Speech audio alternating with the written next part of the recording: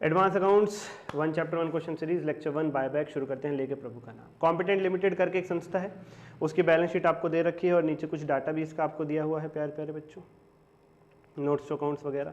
और आपको क्या करना है, क्वेश्चन में लिमिट चेक करनी है बायबैक की, वो तीनों टेस्ट लगाने हैं, जनरल एंट्रीज करनी है और बैलेंस शीट बनानी है। लिमिट चेक करनी है, जनरल एंट्रीज करनी है और बैलेंस शीट। कंप्रिहेंसिव कवरेज हो गई, पूरा कुछ आ गया। इस क्वेश्चन के बाद कुछ बचेगा नहीं प्यारे बच्चों, इस क्वेश्चन के बाद कुछ बचेगा नहीं। यस सर, समझ रहे हैं आपकी बात को। चलो सबसे पहले तीनों टेस्ट लगाते हैं।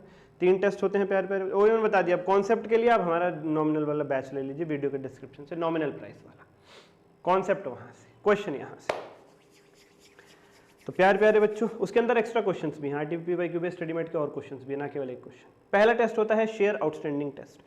तीनों टेस्ट लगाते हैं, 3 में फॉर्मुलेज है, तीनों फॉर्मुलेज लगाते हैं और तीनों का जो भी लोएस्ट निकल करके आता है वो आप बायबैक कर सकते हैं। ये हमारा रूल होता है, ये हमारा कॉन्सेप्ट होता है। पहला टेस्ट है शेयर आउटस्टैंडिंग टेस्ट, जिसमें जितने शेयर्स होते हैं उसके 25% हम निकाल लेते हैं। तो प्यारे बच्चों यहाँ पर कितने शेयर्स हैं, 1,25,000। भाई 12.5 लाख की कैपिटल है, एक शेयर 10 रुपए का है, तो नंबर ऑफ शेयर्स कितने हुए, 12.5 लाख, 12,50,000 डिवाइडेड बाई 10, 1,25,000।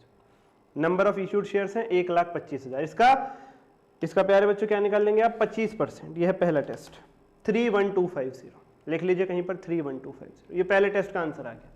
तीनों का लोएस्ट लेना होता है। दूसरा टेस्ट क्या है, दूसरे टेस्ट का फॉर्मूला है पेड अप कैपिटल उठाओ, यानी कैलकुलेटर उठा लो और मेरे साथ साथ करते रहो। दूसरे टेस्ट का फॉर्मूला है पेड अप कैपिटल, यानी ये रही 12,50,000 plus free reserves. Free reserves में लिख लेना P&L आता है, जनरल रिजर्व आता है, रेवेन्यू रिजर्व आता है, सिक्योरिटी प्रीमियम रिजर्व आता है और डिविडेंड इक्वलाइजेशन रिजर्व। 5 आते हैं, general reserve, P&L, dividend equalisation reserve और रेवेन्यू रिजर्व और डिविडेंड इक्वलाइजेशन रिजर्व। तो पेड अप कैपिटल 12.5 लाख में इस क्वेश्चन में जो जो फ्री रिजर्व है प्लस कर दो। सिक्योरिटी प्रीमियम फ्री रिजर्व है हाँ, plus 2.5 lakh, plus P&L free reserve है हाँ 1,25,000, plus revenue reserve free reserve है हाँ 15 लाख। पेड अप कैपिटल और फ्री रिजर्व का टोटल मार लो, ये दूसरा फॉर्मूला हमारा, यह आया 31,25,000। अब इसका निकालो 25% गुना 25% और डिवाइड कर दो बायबैक प्राइस से। ये रहा क्वेश्चन में दे रखा है बायबैक प्राइस 20 डिवाइडेड बाय 20, 39062.5 और शेयर्स पॉइंट में होते नहीं तो वो हटा दो, 39062। दूसरे फॉर्मूले का आंसर 39062। पहला फॉर्मूला क्या होता है, share outstanding test, number of outstanding shares into 25%। Number of outstanding shares है 1,25,000 गुना 25%, 31250 आया था, जिसे शेयर आउटस्टैंडिंग टेस्ट कहते हैं। दूसरा है रिसोर्स टेस्ट, जिसमें क्या करते हैं, paid up capital 12.5 lakh plus सारे free reserve, security premium, general reserve, P&L, revenue reserve और डिविडेंड इक्वलाइजेशन रिजर्व, जो जो क्वेश्चन ने दे रखे हैं वो टोटल मार लो, गुना करो 25% से, जो भी आए उसे डिवाइड कर दो बायबैक प्राइस यानी 20 से। ये दूसरा फॉर्मूला होता है रिसोर्स टेस्ट। हर क्वेश्चन में ऐसे ही लगते हैं ये आया 39062। तीसरा और आ गया डेट इक्विटी रेशियो टेस्ट। तीसरा आया है debt equity ratio test. Debt equity ratio test का शॉर्टकट देता हूं प्यारे प्यारे बच्चों आपको, डेट इक्विटी रेशियो टेस्ट का शॉर्टकट देता हूं आपको। देखिए बहुत तगड़ा शॉर्टकट देता हूं आपको डेट इक्विटी रेशियो टेस्ट का। प्यारे बच्चों, जो पेड अप कैपिटल और फ्री रिजर्व्स का टोटल अभी अभी हमने सेकंड फॉर्मूले में निकाला होता है, जो पेड अप कैपिटल और फ्री रिजर्व्स का टोटल अभी अभी हमने सेकंड फॉर्मूले में निकाला हुआ होता है प्यारे प्यारे बच्चों, उसमें से क्या करोगे आप, उसको मल्टीप्लाई करोगे 2 से और उसमें से माइनस कर दोगे कंपनी के जो भी डेट्स हैं, उधार है, भले ही लॉन्ग टर्म वाले हो भले ही शॉर्ट टर्म वाले हो, भले ही लॉन्ग टर्म वाले हो भले ही शॉर्ट टर्म वाले हो। और डिवाइड किससे करोगे, शेयर की फेस वैल्यू यानी 10 रुपए प्लस शेयर का बायबैक प्राइस यानी 20 rupees into 2। This is the shortcut, this is the shortcut प्यारे बच्चों। ये थर्ड फॉर्मूला जिसे डेट इक्विटी रेशियो टेस्ट कहते हैं उसका शॉर्टकट है। पहला formula number of outstanding share into 25%, 1,25,000 into 25%, 31250। दूसरा फॉर्मूला पेड अप कैपिटल और free reserve, general reserve, P&L, revenue reserve, dividend equalisation reserve, security premium reserve, इनका total मार लो, paid up capital plus free reserve into 25% divided by buyback price, resource test. तीसरा formula debt equity ratio test, जिसका क्या formula है, paid up capital और free reserve का total जो अभी निकाला था हमने 3,125,000, इसकी मल्टीप्लाई करो 2 से, ठीक है सर, माइनस कर दो जो भी उधार है कंपनी के ऊपर, लॉन्ग टर्म हो चाहे शॉर्ट टर्म हो, ये रही लॉन्ग टर्म बोरोइंग 28,75,000 माइनस कर दो और शॉर्ट टर्म बोरोइंग 16,50,000, ये भी माइनस कर दो, ये भी माइनस कर दो, ठीक है सर। डिवाइड किससे करोगे, शेयर की एक फेस वैल्यू 10 रुपए plus buyback price 20, 30 Guna 2 60 divided by 60 28750 28750। ये तीसरे टेस्ट का आंसर आ गया प्यारे बच्चों, ये तीसरे टेस्ट का आंसर आ गया। Oh my god, very very good, very very good. पहला test number of words into 25%, दूसरा test paid up capital free reserve into 25% divided by buyback price, तीसरा test paid up capital free reserve का जो total है into 2 minus सारी उधार long term short term सब divided by face value 10 रुपए plus buyback price 20 into 2 into 2 into 2। अब तीनों में से लोएस्ट क्या है? 31 250, 39 062 और 28750। लोएस्ट ये है, मतलब 28750 शेयर्स तक का बायबैक किया जा सकता है, इससे ज्यादा नहीं। तीनों फॉर्मूले लगाने होते हैं, उनमें जो भी लोएस्ट आता है उसका मतलब है इतना बायबैक कर सकते हो, इससे ज्यादा नहीं कर सकते। पहले का आंसर 31250, दूसरे का 39062, तीसरे का 28750। तीनों का लोएस्ट है 28750, इससे ज्यादा बायबैक नहीं कर सकते, इससे कम कर सकते। अब क्वेश्चन में तो वो 25,000 ही करना चाह रहे थे बस, तो 25,000 तो इससे कम है, वो तो हो जाएगा। 28750 से ज्यादा नहीं कर सकते, कम कर सकते हो। 25,000 क्या है? 28750 से कम है, तो वो 25,000 हो जाएगा। 28750 करना चाह रहे होते हो जाता, उससे ज्यादा नहीं होगा। अब जनरल एंट्रीज पे आते हैं। अब जनरल एंट्रीज पे आते हैं। जनरल एंट्रीज किस सीरीज में करनी होती है हमें? सबसे पहले बायबैक के लिए पैसा अरेंज करने की, लिख लेना मेरे साथ साथ, फिर बायबैक ड्यू करने की, फिर पेमेंट करने की, फिर बायबैक के वक्त अगर कोई प्रीमियम है उसे राइट ऑफ करने की, फिर आउटसाइडर्स के इंटरेस्ट को सिक्योर करने के लिए सीआरआर बनाने की, और फिर बायबैक एक्सपेंसेस को राइट ऑफ करने की। फिर बायबैक एक्सपेंसेस को राइट ऑफ करने की। सबसे पहले पैसा अरेंज करने की, फिर बायबैक ड्यू करने की, फिर पे करने की, फिर प्रीमियम अगर बायबैक पे दिया है उसे राइट ऑफ करने की, फिर सीआरआर बनाने की, और फिर बायबैक एक्सपेंसेस की। पैसा कहां से अरेंज करते हैं? इन्वेस्टमेंट वगैरह बेच देते हैं, नए शेयर इशू कर देते हैं, डिवेंचर इशू कर देते हैं, वहां से। इस क्वेश्चन में ऐसा कुछ भी नहीं था, तो अरेंज करने की कोई एंट्री नहीं आएगी। बायबैक ड्यू करने की ये entry, equity share capital account debit to equity share buyback account, equity share capital account debit to equity share buyback. अगर कोई प्रीमियम भी दे रहे हो तो वो भी आता है, वो भी आता है। Equity share capital account debit to equity share buyback account, और अगर कोई प्रीमियम भी पे कर रहे हो तो वो भी डेबिट में आता है। ये ड्यू करने की एंट्री है, पहले ये एंट्री करोगे। अच्छा, इक्विटी शेयर कैपिटल में क्या आता है? Number of buyback shares into face value, number of buyback shares into face value. 25,000 shares का बायबैक हो रहा है, इनटू फेस वैल्यू कितनी है? 10, 2.5 लाख, 2.5 लाख। नोट कर लेना, number of buyback shares 25,000 into face value. अच्छा, प्रीमियम में क्या आएगा? जितना प्रीमियम दे रहे हो भाई, 10 रुपए का शेयर था, तुम खरीद रहे हो 20 में, 10 रुपए एक्स्ट्रा दे रहे हो। बायबैक प्राइस कितना था? 20, शेयर प्राइस 10, 10 का शेयर 20 में खरीद रहे हो तो कितना प्रीमियम दे रहे हो? 10 रुपए। 2.5 लाख, 2.5 लाख, और टोटल यहाँ पे आ जाएगा 5 लाख तो इक्विटी शेयर बायबैक में, तो इक्विटी शेयर बायबैक में। ठीक है सर, ठीक है सर। उसके बाद पेमेंट की entry, equity share buyback to bank, 5 lakh रुपए पे कर दो, 5 लाख रुपए पे कर दो। दूसरे नंबर पे entry, equity share buyback to bank. Arrange की थी नहीं, ड्यू की कर दी, पे की कर दिया। प्रीमियम राइट ऑफ, ये जो 2.5 लाख का प्रीमियम दिया इसे राइट ऑफ करने की एंट्री। देखिए, आप डायरेक्ट चाहो डायरेक्ट भी कर सकते हो, जैसे यहां पर डायरेक्ट किया हुआ है सिक्योरिटी प्रीमियम अकाउंट को डेबिट, डायरेक्ट किया है सिक्योरिटी प्रीमियम अकाउंट को डेबिट, मतलब जो प्रीमियम हमने पे किया है 2.5 लाख का, उस प्रीमियम को राइट ऑफ करने के लिए आप securities premium, reserve, general reserve, revenue reserve और P&L इनका इस्तेमाल करते हो, इनका इस्तेमाल करते हो। सीरीज सेम रहती है, पहले SPR, फिर जनरल रिजर्व, रेवेन्यू रिजर्व, फिर P&L। तो हमारे क्वेश्चन में सिक्योरिटी प्रीमियम रिजर्व में खूब पैसे पड़े हुए थे, हमने उसका इस्तेमाल कर लिया बायबैक के प्रीमियम को राइट ऑफ करने के लिए, सिक्योरिटी प्रीमियम डेबिट कर दिया 2.5 लाख। सिक्योरिटी प्रीमियम में पैसे नहीं होते तो यहाँ जनरल रिजर्व आता। ठीक है सर। फिर कैपिटल रिडेम्पशन रिजर्व बनाना है, वो कहाँ से बनता है? वो SPR से नहीं बनता, वो जनरल रिजर्व, रेवेन्यू रिजर्व या P&L यहाँ से बनता है। और कितने का CRR बनाना होता है? जितने की फेस वैल्यू डेबिट हुई है ड्यू वाली एंट्री में, यानी 2.5 लाख। जितना कैपिटल अकाउंट में डेबिट हुआ है ड्यू वाली एंट्री में, यानी 2.5 लाख, उतने का CRR बनाओगे। Okay sir, okay sir. तो देखो जरा, रेवेन्यू रिजर्व में पैसे हैं क्या? हाँ सर, बता रहे हैं 15 लाख रुपए पड़े, 2 लाख तो ले ही सकते हैं, CRR के लिए 2.5 lakh. Revenue reserve account debit to capital redemption reserve 2.5 lakh, 2.5 lakh. Buyback expenses question में कुछ थे नहीं, तो पैसा अरेंज करने की एंट्री क्वेश्चन में थी नहीं। ड्यू की entry, equity share capital debit, number of shares buyback 25,000 into face value 10, 2.5 lakh to equity share buyback account.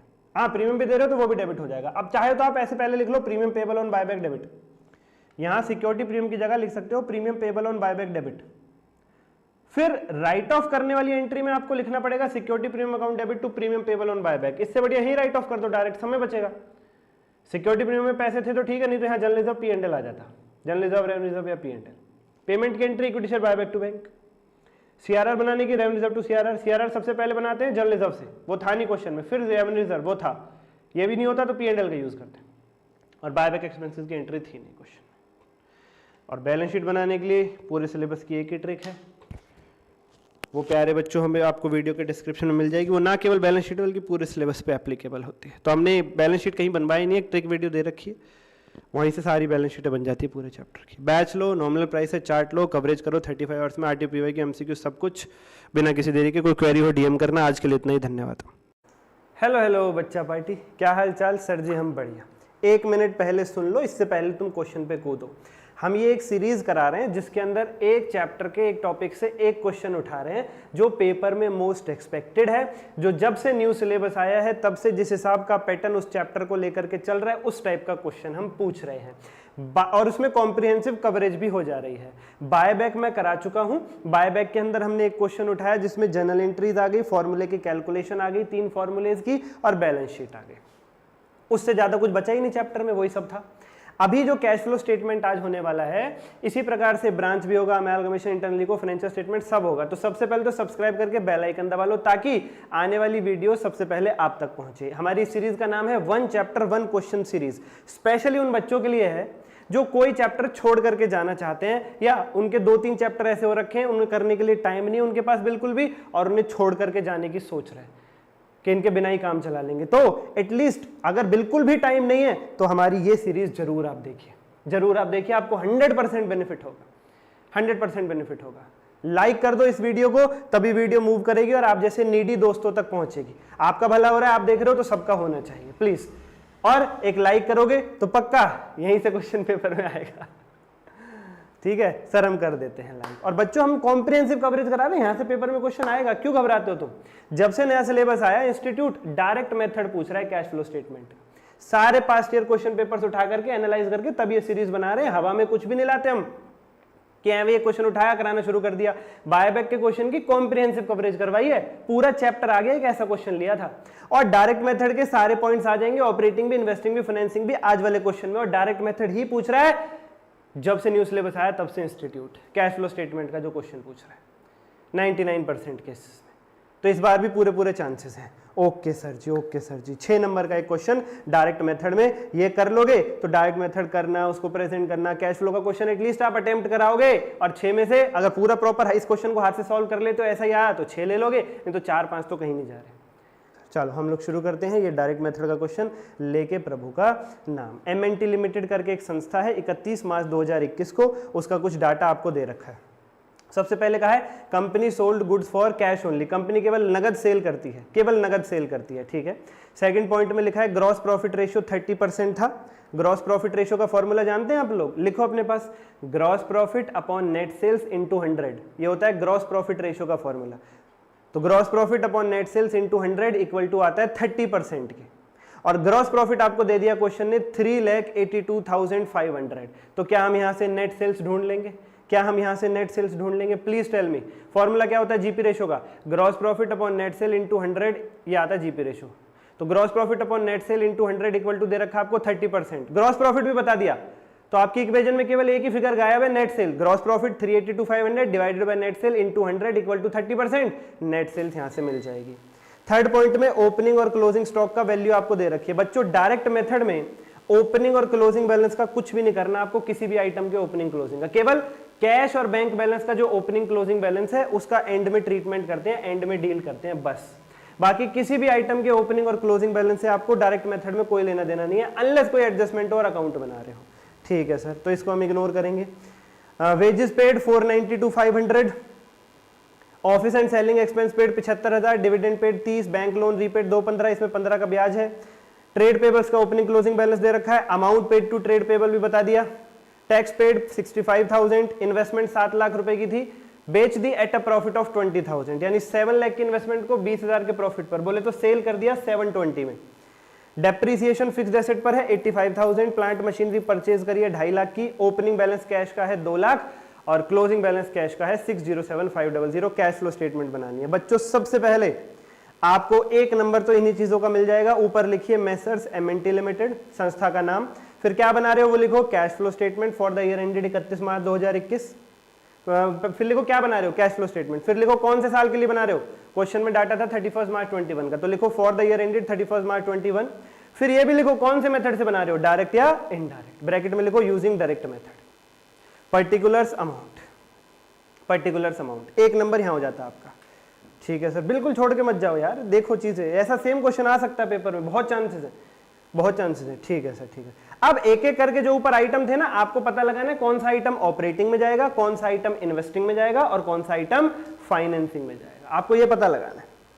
Cash flow statement में 3 टाइप की एक्टिविटीज होती है, cash flow from operating, cash flow from investing, cash flow from financing. कौन सा item कहां जाएगा पता लगाना है। पहले आइटम तो कुछ अमाउंट नहीं था, जानकारी थी खाली कि कंपनी नगद सेल करती है, उसे तो छोड़ो। सेकंड पॉइंट में gross profit 382,500 divided by net sale into 100 equal to 30%। Solve करोगे तो 382,500 डिवाइडेड बाय 30% आपकी नेट सेल आ जाएगी 1275। सॉल्व नहीं कर पा रहे हो तो ऊपर दिए गए नंबर पे डीएम कर लेना। क्या लिखना है ऊपर, 382,500 divided by net sale into 100 equal to 30%।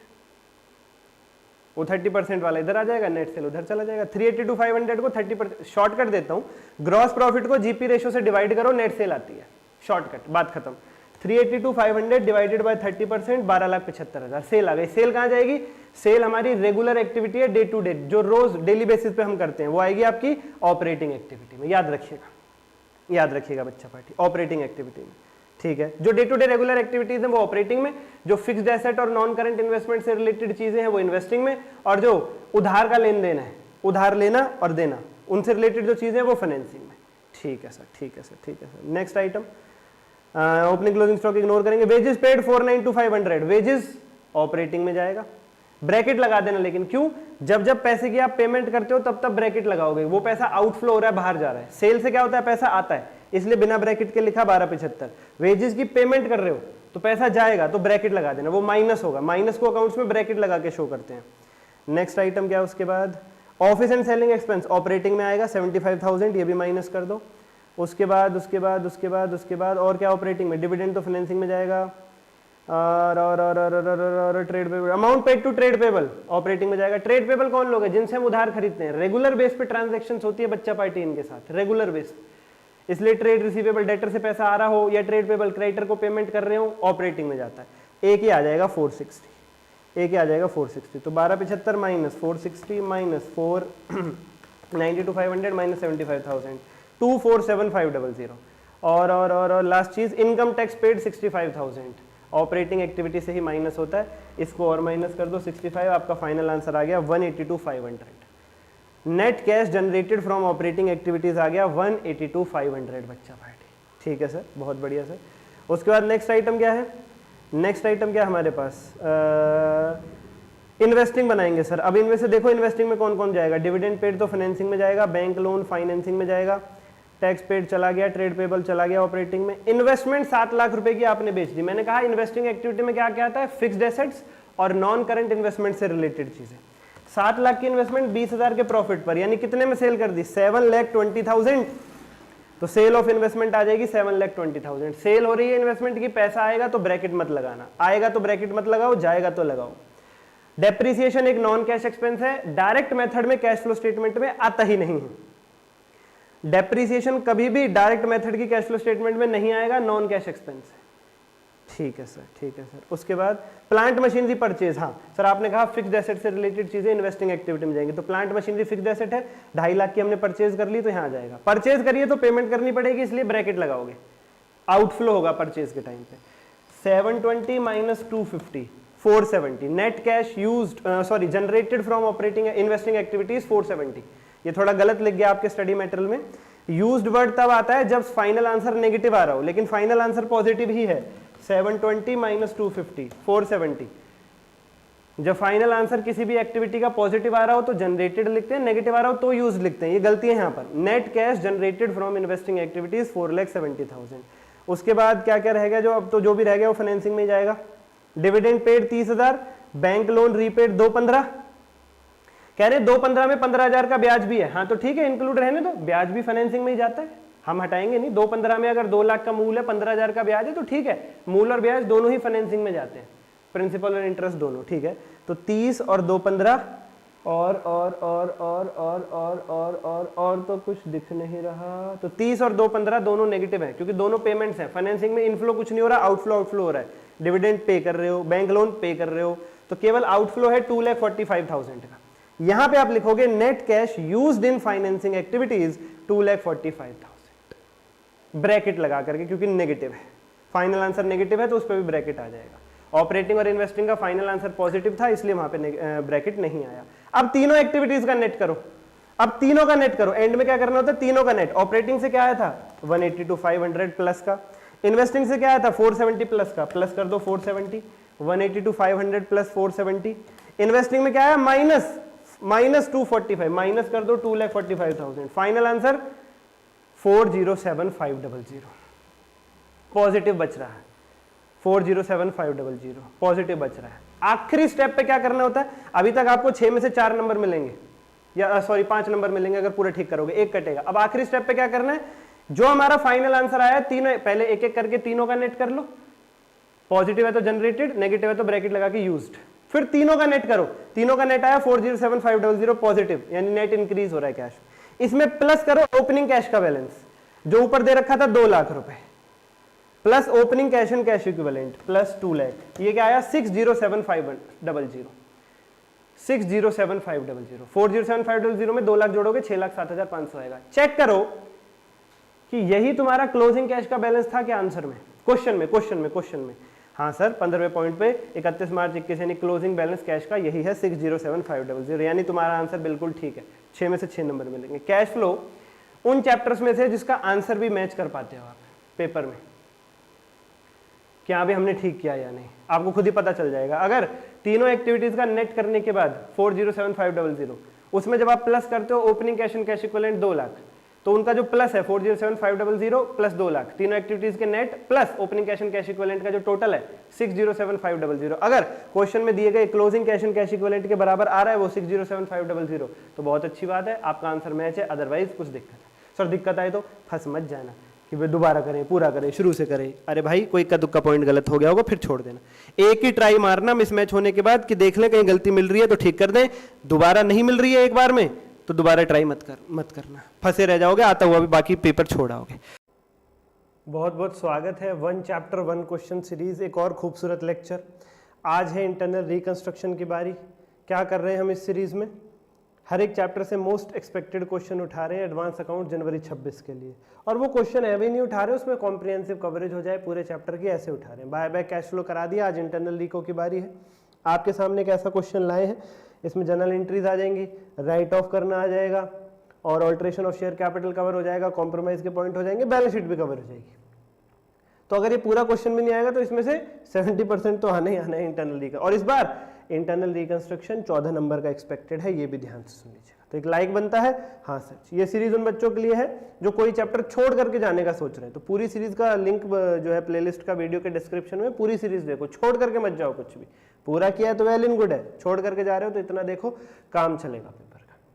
Like करो, सब्सक्राइब करके बेल आइकन दबाओ। 21,000 होते ही एमसीक्यू भी फ्री में मिलेंगे चैनल पर ही। इंटरनल रिकंस्ट्रक्शन, आइए प्यारे बच्चों, बैलेंस शीट दे रखी है रीबिल्ट लिमिटेड की, share capital reserve surplus NCL liability वगैरह, नीचे नोट्स वगैरह दिए हुए, ठीक है सर। और कुछ रिकंस्ट्रक्शन अप्रूव हुआ है जिसके अंदर ABCDEF, ये 6 पॉइंट आपको करने हैं। इनकी जनरल एंट्री करनी है और बैलेंस शीट बना के दिखानी है। ये क्वेश्चन की मांग है सर जी, ये है क्वेश्चन की मांग प्यारे प्यारे बच्चों।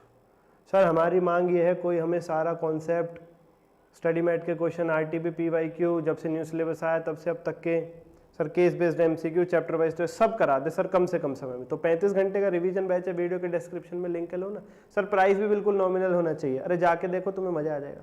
पेपर से 2 दिन पहले लोगे, सब कुछ स्क्रैच से कवर हो जाएगा, पहली बार पढ़ोगे तब भी, लेकिन जितना जल्दी लोगे उतना फायदा है।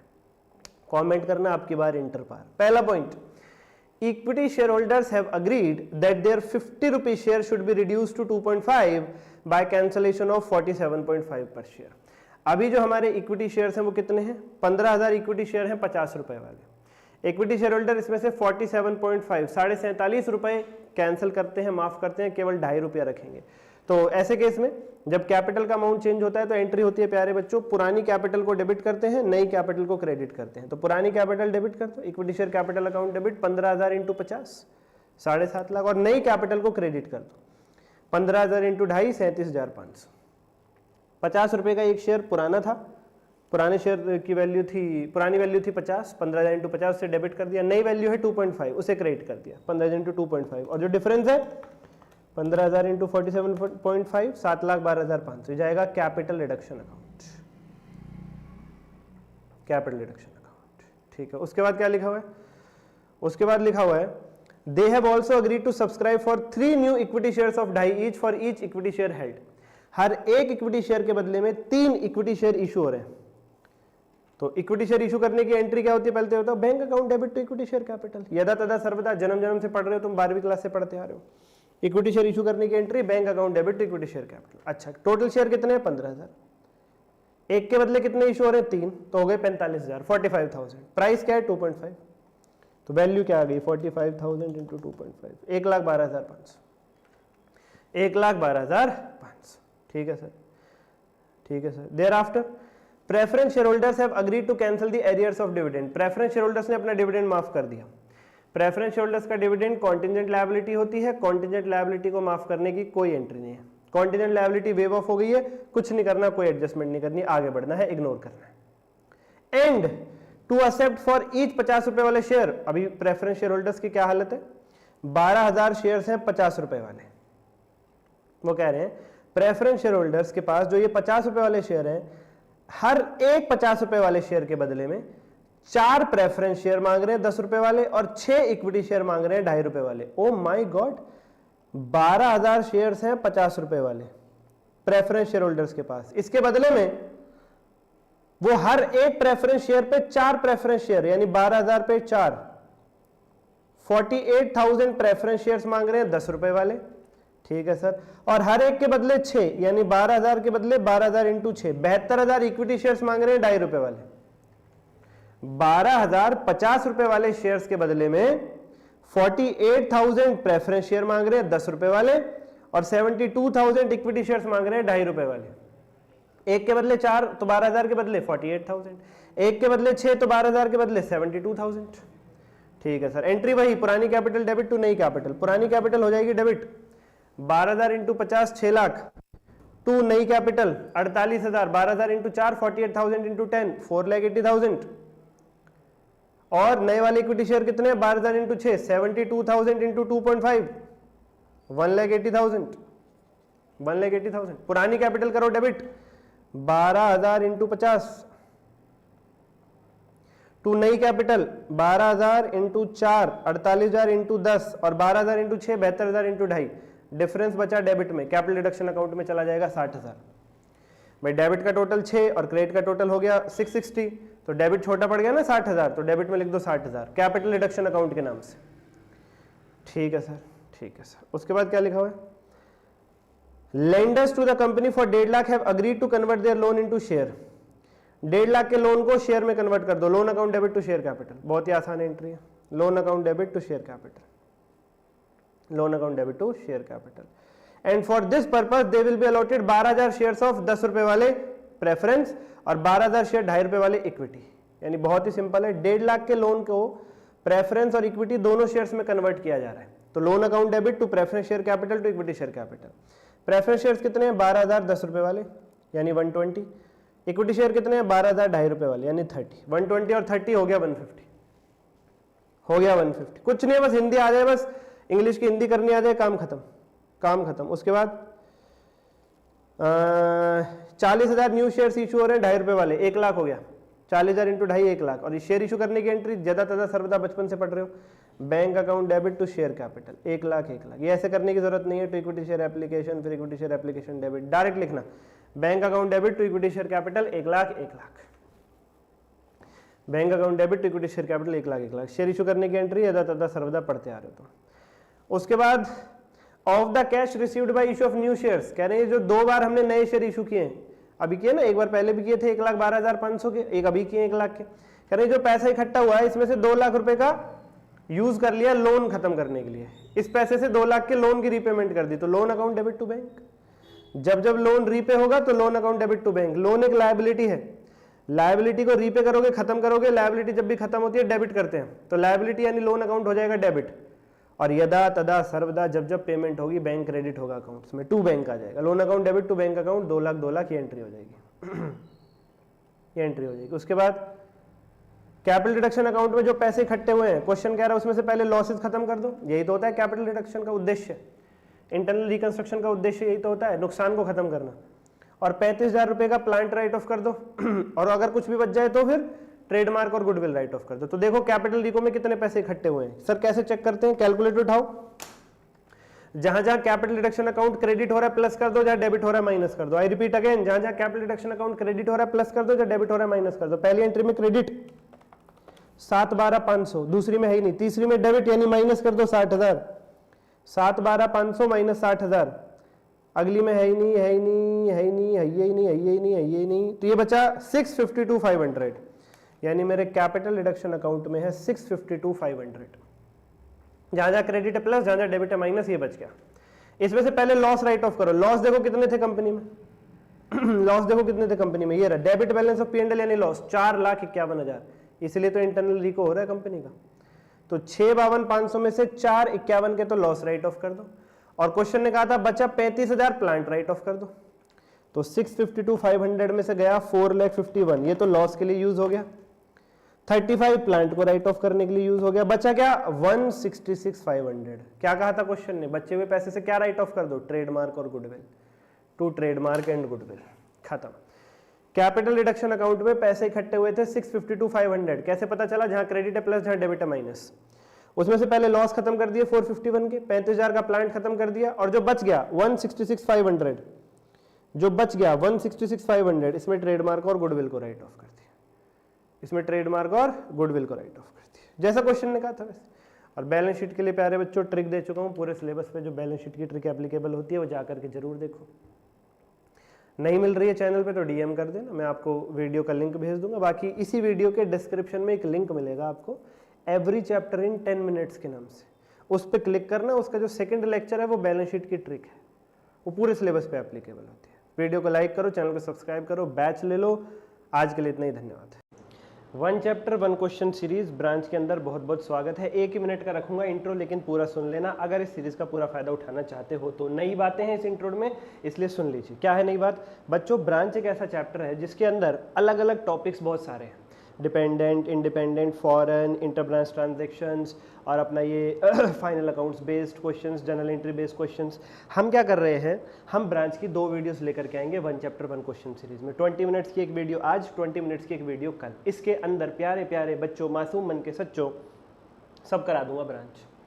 ब्रांच का क्वेश्चन इन 2 वीडियो से बाहर नहीं आएगा। और बताओ क्यों, ब्रांच की वेटेज 6 नंबर की है और इसी टाइप के क्वेश्चन इंस्टीट्यूट पूछेगा। जब मैं सारे 6 नंबर वाले सारे टाइप के करा दूंगा आपको मात्र 2 वीडियोस में, हर एक टॉपिक से, इंटर ब्रांच से, फॉरेन से, डिपेंडेंट से, इंडिपेंडेंट से, final account based, journal entry based, सब करा दूंगा। तो लाइक कर सकते हो इस वीडियो को, तभी तो दूसरी बनाने की मोटिवेशन मिलेगी। लाइक कर दो फटाफट, सब्सक्राइब करके बेल आइकन दबाओ। पूछो क्यों, एक और सीरीज चल रही है ना, ऑल एडजस्टमेंट सीरीज, उसमें मॉड्यूल 3 के हर बड़े बड़े चैप्टर के सारे क्वेश्चंस की, चाहे स्टडी मैट हो चाहे आरटीपी पीवाईक्यू हो, 20 से 25 मिनट के अंदर सारी एडजस्टमेंट्स चैप्टर वाइज करा रहा हूँ। मात्र 1.5 घंटे की वो टोटल सीरीज है। उसके बाद आपको 20 मार्क्स का बेनिफिट पेपर में ना हो तो कहिएगा। एडजस्टमेंट टिपिकल वाली हर मॉड्यूल 3 के चैप्टर से और कंसोलिडेशन से जो तंग करती हैं आपको, वो एडजस्टमेंट्स उठा करके आपको ऐसा ब्रशअप, ऐसी पॉलिशिंग फील होगी वो सीरीज देखने के बाद, आपको लगेगा अब कौन तंग कर देगा एग्जाम में, कौन सी एडजस्टमेंट तंग कर देगी। तो सब्सक्राइब करके बेल आइकन दबाओ ताकि वो वीडियोस भी सबसे पहले आप तक पहुंचे। 1 चैप्टर 1 क्वेश्चन सीरीज की पूरी प्लेलिस्ट का लिंक चाहिए, वीडियो के डिस्क्रिप्शन में चले जाओ। ऑल एडजस्टमेंट सीरीज का पूरी प्लेलिस्ट का लिंक चाहिए, वीडियो के डिस्क्रिप्शन में चले जाओ। मैराथन चाहिए, वीडियो के डिस्क्रिप्शन में चले जाओ। और आरटीपी पीवाईक्यू पूरे सिलेबस के करने हैं, केस बेस्ड एमसीक्यू करने हैं, मुझसे इवैल्यूएशन कराना है टेस्ट का, मात्र पूरा सिलेबस करना है 35 आवर्स में। अभी भी 3 दिन पेपर से पहले लोगे तो भी हो जाएगा। तो एक बैच है पॉडकास्ट रिवीजन बैच, वीडियो के डिस्क्रिप्शन से, बहुत ही नॉमिनल प्राइस पर, वो ज्वाइन कर लो। अभी हम ब्रांच शुरू करते हैं, लेके प्रभु का नाम। मेरे स्टूडेंट हो तो भी, नहीं हो तो भी ऊपर दिए गए नंबर पर डीएम करना अगर कुछ भी आपको रिक्वायरमेंट हो। ठीक है, पेपर का समय है, मैं पूरे तरीके से आप लोगों के लिए एक्टिव हूँ। चलिए बच्चा पार्टी लेके शुरू करते हैं। प्रभु का नाम, ब्रांच अकाउंटिंग, 10 आप हमारी पीडीएफ देखेंगे। इस पीडीएफ में आपको जर्नल एंट्री बेस्ड आपको इसमें foreign branch based, dependent branch based, independent branch based, final accounts based, inter branch transaction based, सब टाइप के टॉपिक्स के क्वेश्चंस मिलेंगे 20-20 मिनट में आपको। आज और कल में मैं ये पूरा फिनिश करा दूंगा। अभी पहला क्वेश्चन हम करने जा रहे हैं जनरल एंट्री बेस्ड क्वेश्चन। क्यों? ये इंस्टीट्यूट का फेवरेट होता है। देखिए आप देखो, मैं कोई एनालिसिस लगाता हूँ आपके सामने, आप मुझे कभी बताओ, चाहे मैंने कोई चीज़ 35 आवर्स में कराई है, चाहे 10 आवर्स में कराई, चाहे 1 मिनट में 1 AS कराए हैं, चाहे पूरा रेगुलर कोर्स कराया 150-180 आवर्स में, या एग्जाम ओरिएंटेड कराया 130 आवर्स में, कभी भी मैंने एनालिसिस लगाया? ये मैं कॉम्प्रिहेंसिव ही करा दे रहा हूँ आपको। इसलिए तो मैं कहता हूँ इससे बाहर क्या ही आएगा। अरे इंस्टीट्यूट को झटका देने की आदत है, तुम कितना ही एनालिसिस कर लो तुम नहीं पकड़ सकते। तुम देखते हो फलाना एनालिसिस, ढिमाका एनालिसिस, अरे नहीं पकड़ सकते। इंस्टीट्यूट का पेपर कैसे पकड़ लोगे यार? वो लोग नहीं देखते वो वीडियोस जो एनालिसिस बन रही हैं, वो पहले ही देख लेते हैं क्या एनालिसिस चल रहा है। और बनाने वालों के पास कौन सी भीतर की खबर होती है यार? किसी को नहीं होती, प्रेसिडेंट के लौंडे को नहीं होती अंदर की खबर। क्या बात कर रहे हो तुम? कॉम्प्रिहेंसिव कवरेज कर लो, बात खत्म, बात खत्म। अब सारे टॉपिक ले लिए। पूछ रहे ना इंस्टीट्यूट को कहां से पूछेगा 6 नंबर का ब्रांच का क्वेश्चन। ब्रांच छोड़ करके जा रहे हो तो ये 2 वीडियोस देख लो, झंझट खत्म। कोई भी चैप्टर छोड़ के जा रहे हो पूरी सीरीज देख लो, 1 chapter 1 question series. Give journal entries with narration in the books of an independent branch of a business entity to rectify और एडजस्ट द फॉलोइंग। बच्चों ब्रांच के यहाँ जर्नल एंट्री करनी है आपको, और ऑफ कोर्स इंडिपेंडेंट ही होगी जर्नल एंट्री तभी तो करनी, क्योंकि इंडिपेंडेंट ब्रांच ही अपने सेपरेट बुक्स ऑफ अकाउंट्स बनाती है।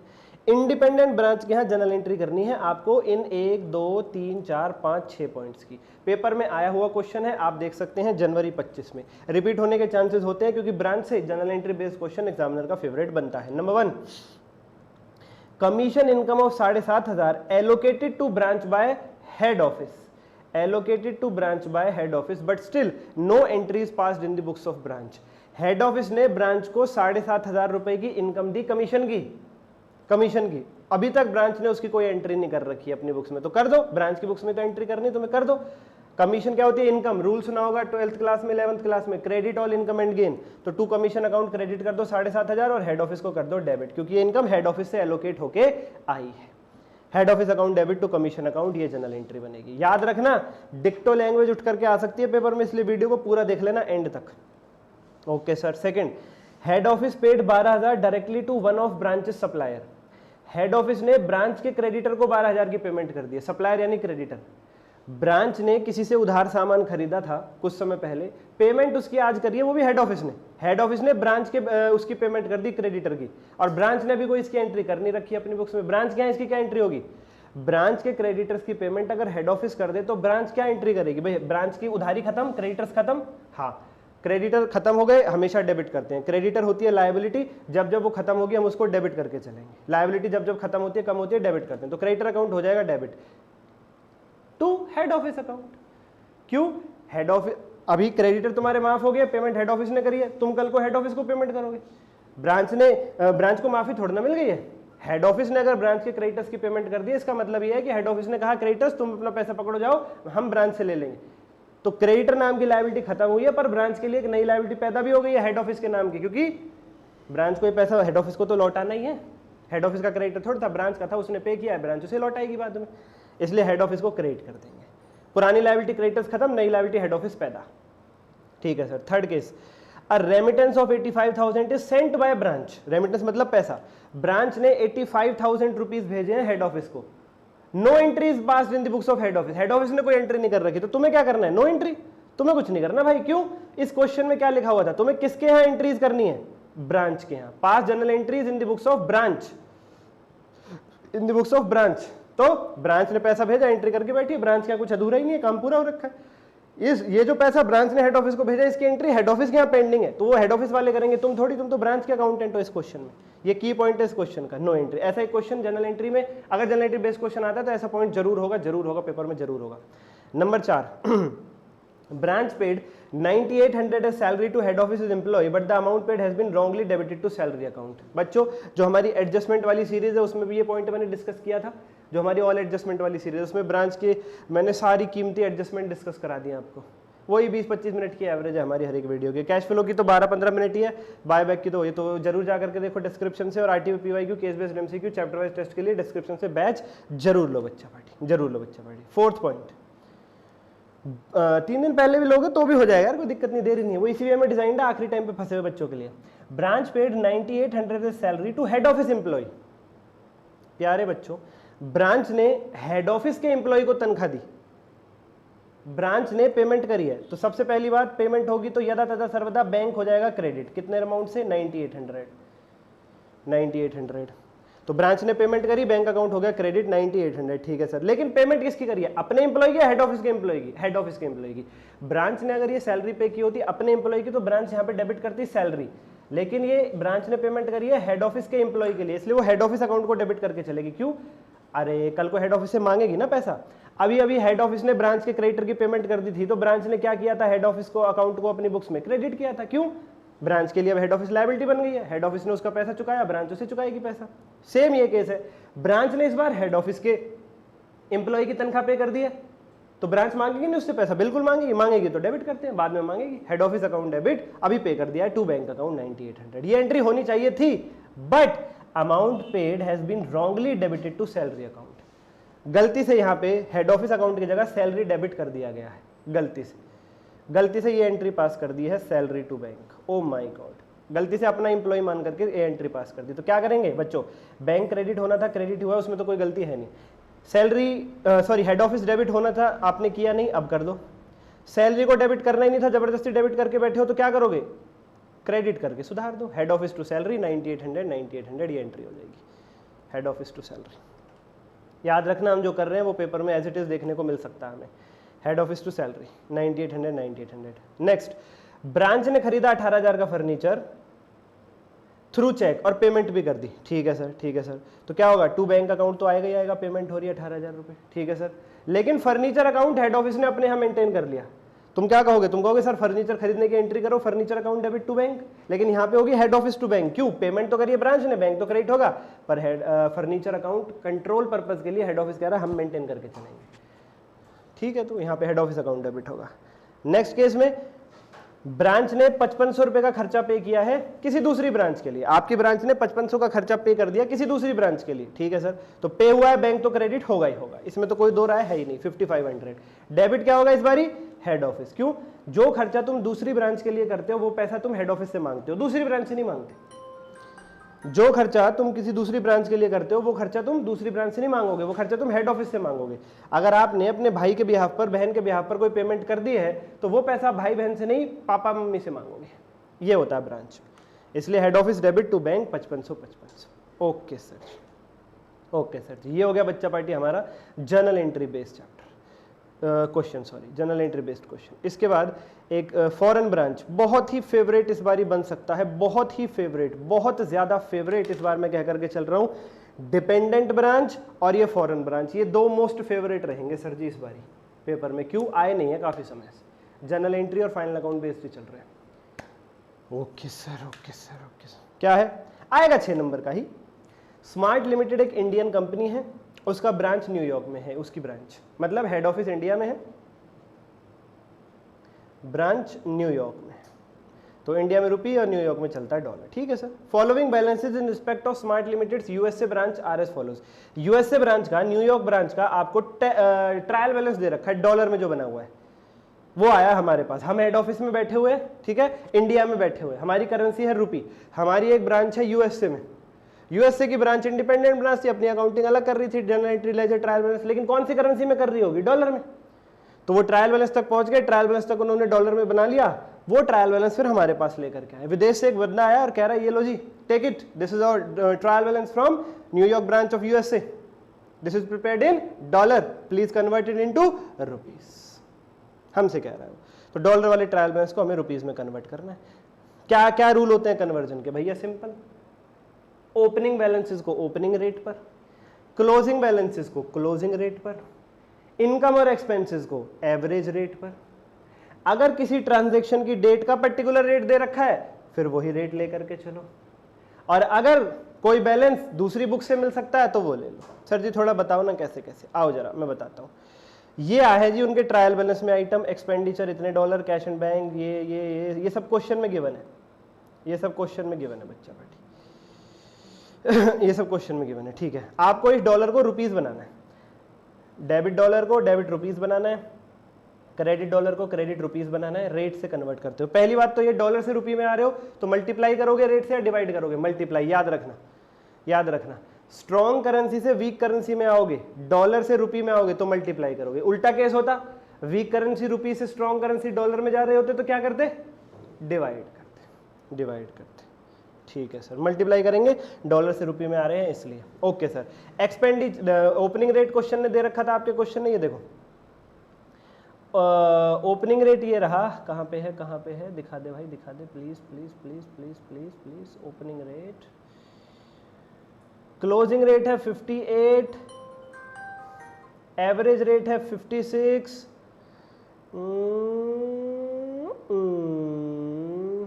ओपनिंग रेट चलो अभी अवेलेबल नहीं है हमारे पास, चलो देखते हैं क्या होता है, कोई बात नहीं। एक्सपेंडिचर मैंने बताया इनकम और एक्सपेंडिचर को किस रेट पे कन्वर्ट करेंगे सर, आपने कहा एवरेज रेट पर, तो 103,095 इंटू 56 ये आ गया हमारा अमाउंट। उसके बाद कैश एंड बैंक बैलेंस, ये क्या है, एसेट, ये क्या एसेट, इसे किसे क्लोजिंग रेट पे कन्वर्ट करोगे, क्यों ये क्लोजिंग रेट का दे रखा है आपको, 2175 इंटू 58 ये आ गया 126150। सेम डेटर्स क्लोजिंग डेट के क्लोजिंग रेट से कन्वर्ट कर दो। फिक्स्ड एसेट 27360, और फिक्स्ड एसेट जिस दिन खरीदे थे उस दिन $1 में 55 का दाम था, ये बात अलग से लिखी हुई है।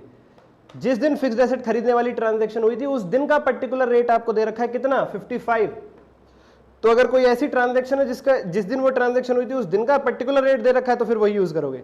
27360 इंटू 55 याद आएगा 1504800। डेप्रीसिएशन भी उसी रेट से लगेगा, याद रखना सेम, जिस रेट से एसेट कन्वर्ट होता है उसी रेट से उसका डेप्रीसिएशन कन्वर्ट होता है। ठीक है सर, ठीक है सर। इन्वेंट्री पी, बच्चों ये है खास एडजस्टमेंट इस क्वेश्चन में, ये खास एडजस्टमेंट है इन्वेंट्री को कन्वर्ट करने के लिए। सुनना प्यारे बच्चों, दो इन्वेंट्री है पी और क्यू, दो इन्वेंट्री है पी और क्यू। ठीक है sir, no problem sir, no problem sir. ठीक है प्यारे प्यारे बच्चों, इन्वेंट्री की कन्वर्जन का रूल आप बता सकते हो AS2 के हिसाब से सर, कॉस्ट और net realisable value whichever is lower. इतना तो पढ़ा होगा AS2 में कि इन्वेंट्री को हम किस वैल्यू पर लिख करके चलते हैं, कॉस्ट और net realisable value whichever is lower. तो प्यारे बच्चों ये फॉर्मूला आपको एक एक करके लगाना है दोनों ही आइटम के लिए, पी के लिए भी और क्यू के लिए भी। आओ जरा पहले पी के लिए लगाते हैं। पी की कॉस्ट कितनी है, पी की कॉस्ट कितनी है, आओ जरा देखते हैं। ये रही 5520, और जिस दिन खरीदा था इसको 56.05 में, तो पी की कॉस्ट आ गई $5520 इंटू 56.5, 311,880, ये हो गई पी की कॉस्ट। पी की एनआरवी नेट रियलाइजेबल वैल्यू साफ साफ दे रखी है, रुपीज में ही कन्वर्ट करके, तुम्हें कन्वर्ट भी नहीं करनी, 2,85,000। तो लोअर क्या है 2,85,000, तो सर जी पी की वैल्यू क्या आएगी 2,85,000। ये कैलकुलेट करना पड़ेगा सर, याद रखना ये कैलकुलेट करना पड़ेगा। आप देखो हमने बारीक एडजस्टमेंट भी कवर कर लिए हैं इस सीरीज के अंदर। उसके बाद है इन्वेंट्री क्यू, उसके बाद है इन्वेंट्री क्यू। इन्वेंट्री क्यू के लिए फॉर्मूला लगाओ, इन्वेंट्री क्यू है डॉलर में 1035, ठीक है, नहीं net realisable value, sorry, inventory Q की नेट रियलाइजेबल वैल्यू डॉलर में दे रखी है 1035, और कॉस्ट भी डॉलर में दे रखी है 1065। जिस दिन इसे खरीदा था 53 का दाम था, तो सर जी कॉस्ट कैसे आएगी 103565 इंटू 53, 56,445 आ गई कॉस्ट। ठीक है सर, और एनआरबी कैसे आएगी, एनआरबी डॉलर में दे रखी थी 1035, उसे क्लोजिंग रेट पे कन्वर्ट कर दो, क्यों इन्वेंट्री की वैल्यूएशन क्लोजिंग रेट पर करते हैं ना, 1035 इंटू 58, ये आ गया 60030। लोअर क्या है 56445, तो आप ले लो 56445। देखो प्यारे बच्चों, इन्वेंट्री के लिए हमें रूल लगाना है कॉस्ट और NRB which ever is lower, P के लिए अलग क्यू के लिए अलग। पी की कॉस्ट क्या थी $5520, और जिस दिन खरीदा था उस दिन का दाम था 56.50, कॉस्ट थी 56.50, कन्वर्ट कर लिया 311,880। एनआरबी रुपीज में दे रखी थी 285, लोअर आ गया 285। क्यू की बात करते हैं, क्योंकि कॉस्ट भी और एनआरबी दोनों ही डॉलर में दे रखी है, तो कॉस्ट भी रुपीज में निकालो, एनआरबी भी रुपीज में निकालो। कॉस्ट के लिए क्या करना है आपको, कॉस्ट के लिए क्या करना है 1065 इंटू जिस दिन खरीदी थी उस दिन का रेट 53, दैट इज 56445। एनआरवी के लिए क्या करना है आपको, एनआरवी जो डॉलर में दे रखी है वो क्लोजिंग रेट पे कन्वर्ट कर लो, 1035 इंटू 58, 60,030, लोअर आ गया 56445। उसके बाद 132 की इनकम है, एवरेज रेट से कन्वर्ट कर दो। क्रेडिटर्स क्लोजिंग रेट से कन्वर्ट कर दो। ठीक है सर, और head office control account, head office मतलब हेड ऑफिस का बैलेंस, हेड ऑफिस का बैलेंस ये आपको दे ही रखा था रुपीज में ऑलरेडी कन्वर्ट करके। यही मैं कह रहा था, कोई बैलेंस अगर क्वेश्चन ने ऑलरेडी रुपीज में कन्वर्ट करके दे रखा फिर वही उठा लो, तुम कोई रेट मत लगाओ। 266 265 ये रहा, और डिफरेंस आपने डेबिट कर दिया एक्सचेंज डिफरेंस अकाउंट में, सवाल खत्म, सवाल खत्म। तो प्यारे बच्चों लाइक करो, सब्सक्राइब करो और बेल आइकन दबाओ, क्योंकि अगली वीडियो में इसके final accounts based inter branch transaction और डिपेंडेंट ब्रांच के वाले क्वेश्चंस और कर देंगे, इतना ही टाइम लगा करके, और पेपर में आपका काम चलेगा। अगर पूरा रेगुलर पढ़ा है, सब चीज़ देखिए, तो प्यारे बच्चों वही रखो। अगर छोड़ने का सोच रहे हो, फंस गए हो, तो ये सीरीज से आपका काम मोर देन इनफ है। आज के लिए इतना ही, धन्यवाद। हेलो बच्चा पार्टी, बहुत बहुत स्वागत है एक और लेक्चर के अंदर।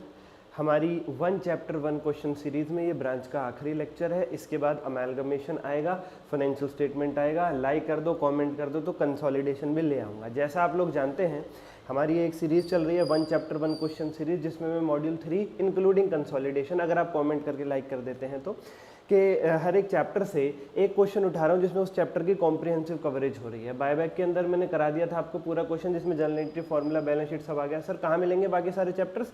इस वीडियो के डिस्क्रिप्शन में लिंक है पूरी प्लेलिस्ट का, जाओ देखो और सब्सक्राइब करके बेल आइकन दबा देना। इसलिए ज़रूरी हो जाता है क्योंकि प्यारे प्यारे बच्चों, ऑल एडजस्टमेंट सीरीज भी चैनल पर चल रही है, जिसमें हर एक चैप्टर से कीमती एडजस्टमेंट इकट्ठा करके आपको परोसी जा रही है। टोटल 1.5 घंटे में 20 नंबर की वृद्धि उस सीरीज से हो रही है। उसका लिंक भी वीडियो के डिस्क्रिप्शन में मिल जाएगा। और मैराथन्स वगैरह सब चल रहे हैं, इसलिए सब्सक्राइब करके बेल आइकन जरूर दबा लो। अगले 4 दिन 5 दिन धूम मचने वाली है आपके वाईटी चैनल। लाइक जरूर कर देना।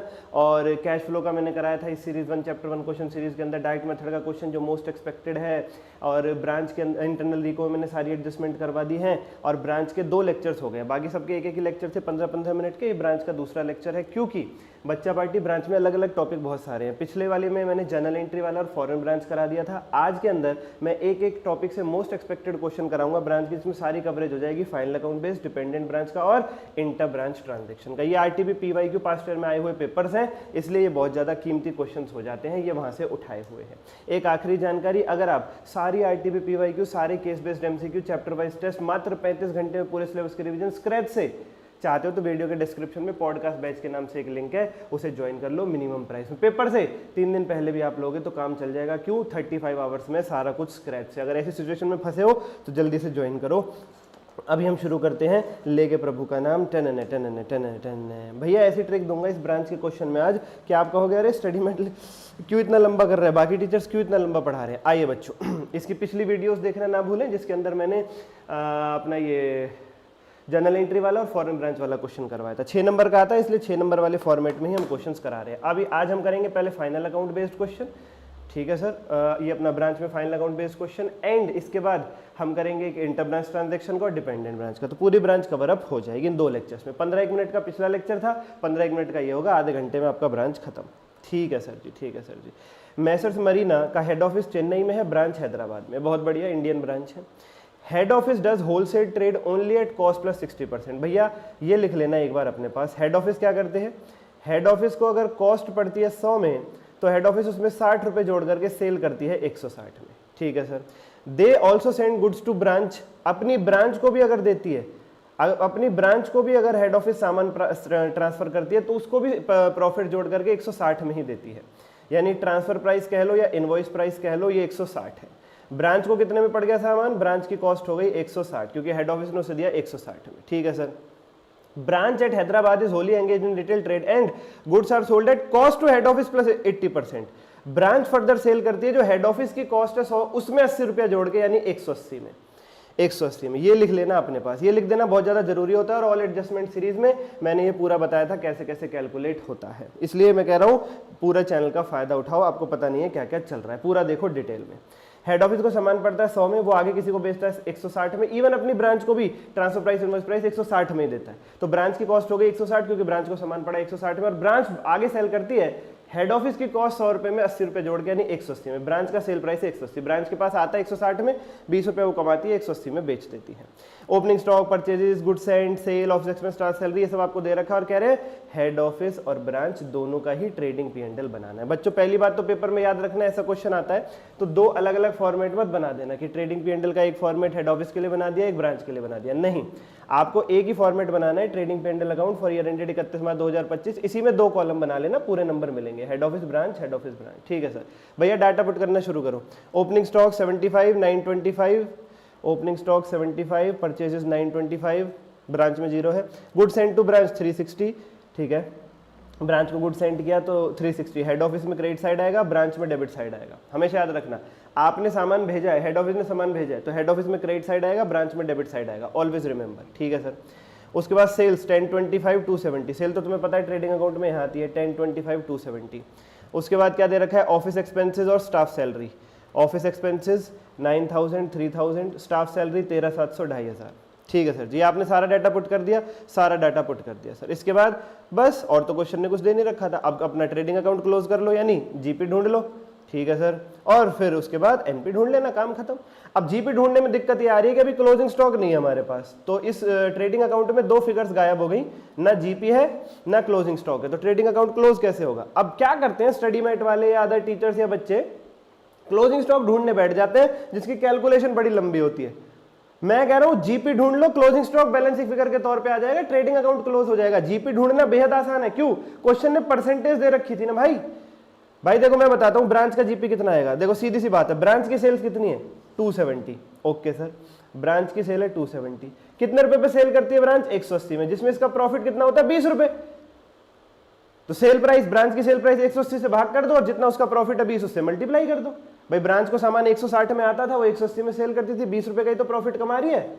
हाँ, तो 180 की सेल पे 20 रुपए का प्रॉफिट कमा रही है ब्रांच, तो 270 की सेल पे कितना प्रॉफिट कमाएगी, 270 इंटू 20 डिवाइडेड बाय 180। ये तो बेसिक मैथ है 11th क्लास वाली। 30,000 ये आ गया जीपी। अब ये आपका क्लोजिंग स्टॉक बैलेंसिंग फिगर आ जाएगा 1,20,000। बताओ कहां आफत हुई, पता नहीं क्यों लोग इतना लंबा लंबा कर रहे हैं, पता नहीं क्यों लोग इतना लंबा लंबा कर रहे हैं, क्लोजिंग स्टॉक के लिए वर्किंग नोट्स बना रहे हैं, पता नहीं क्यों। ठीक है सर, ठीक है सर। इसी प्रकार से हेड ऑफिस, हेड ऑफिस की सेल कितनी है, एक तो उसने बाहर बेचा और अपने ब्रांच को भी उसने प्रॉफिट लगा करके बेचा है, तो सारी सेल उठा लो हेड ऑफिस की कितनी है 1025 प्लस 360।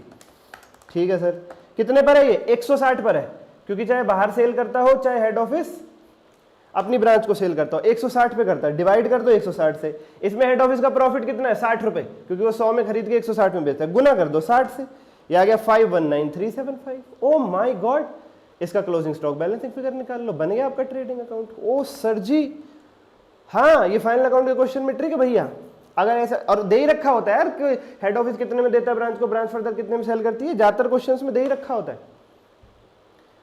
तो भैया जब जीपी और क्लोजिंग स्टॉक मिसिंग फिगर हो तो क्लोजिंग स्टॉक मत ढूंढना, जीपी ढूंढ लेना, क्लोजिंग स्टॉक को बैलेंसिंग फिगर निकाल लेना। जीपी कैसे ढूंढोगे, सेल उठाओ, डिवाइड करो सेल प्राइस से, मल्टीप्लाई करो प्रॉफिट मार्जिन से।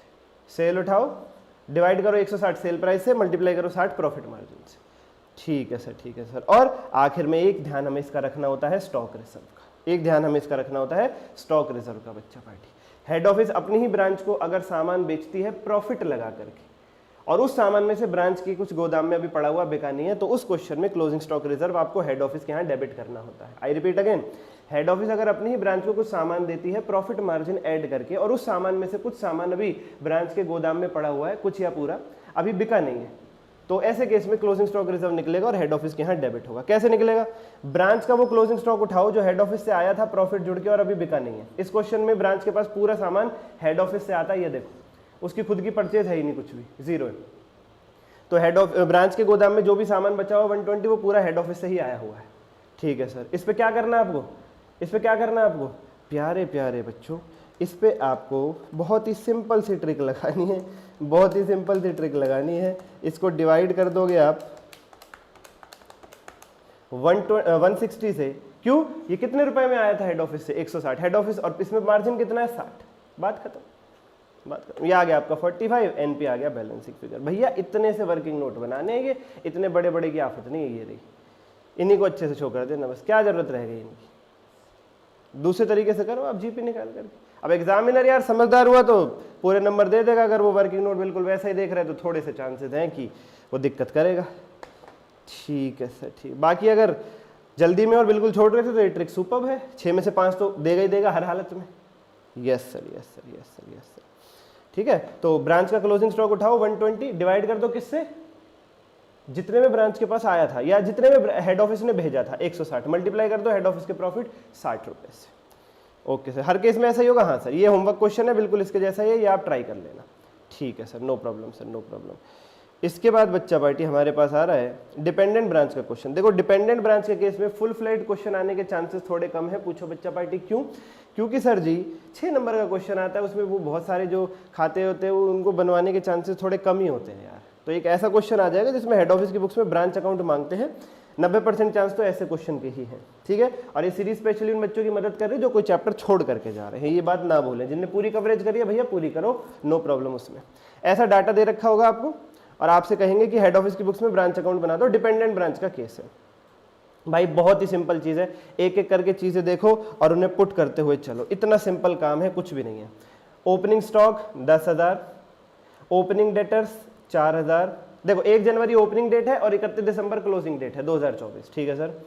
और opening petty cash 500, opening furniture 2000 और opening prepaid fire insurance premium 150।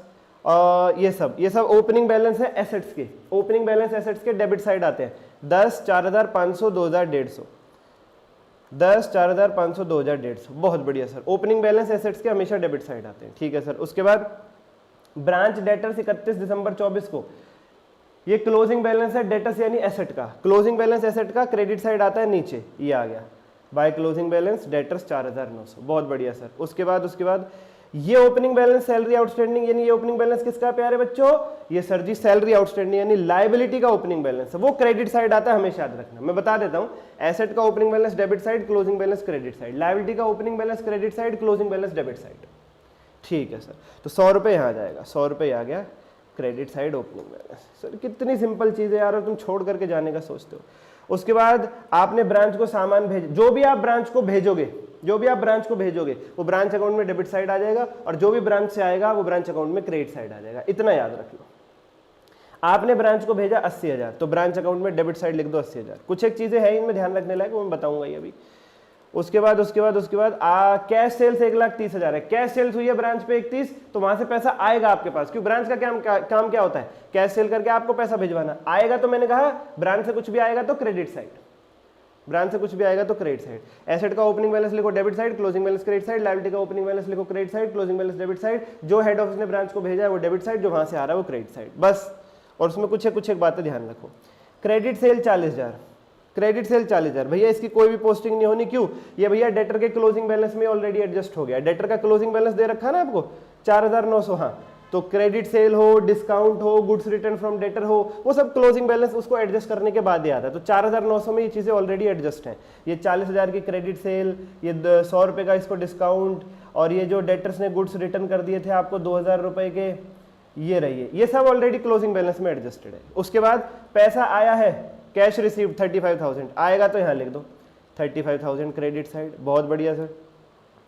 उसके बाद ब्रांच डेटर से फिर से पैसा आया है 2,000, ओके सर, आया है तो इस साइड लिख दो क्रेडिट साइड 2,000, अरे वाह सर वाह।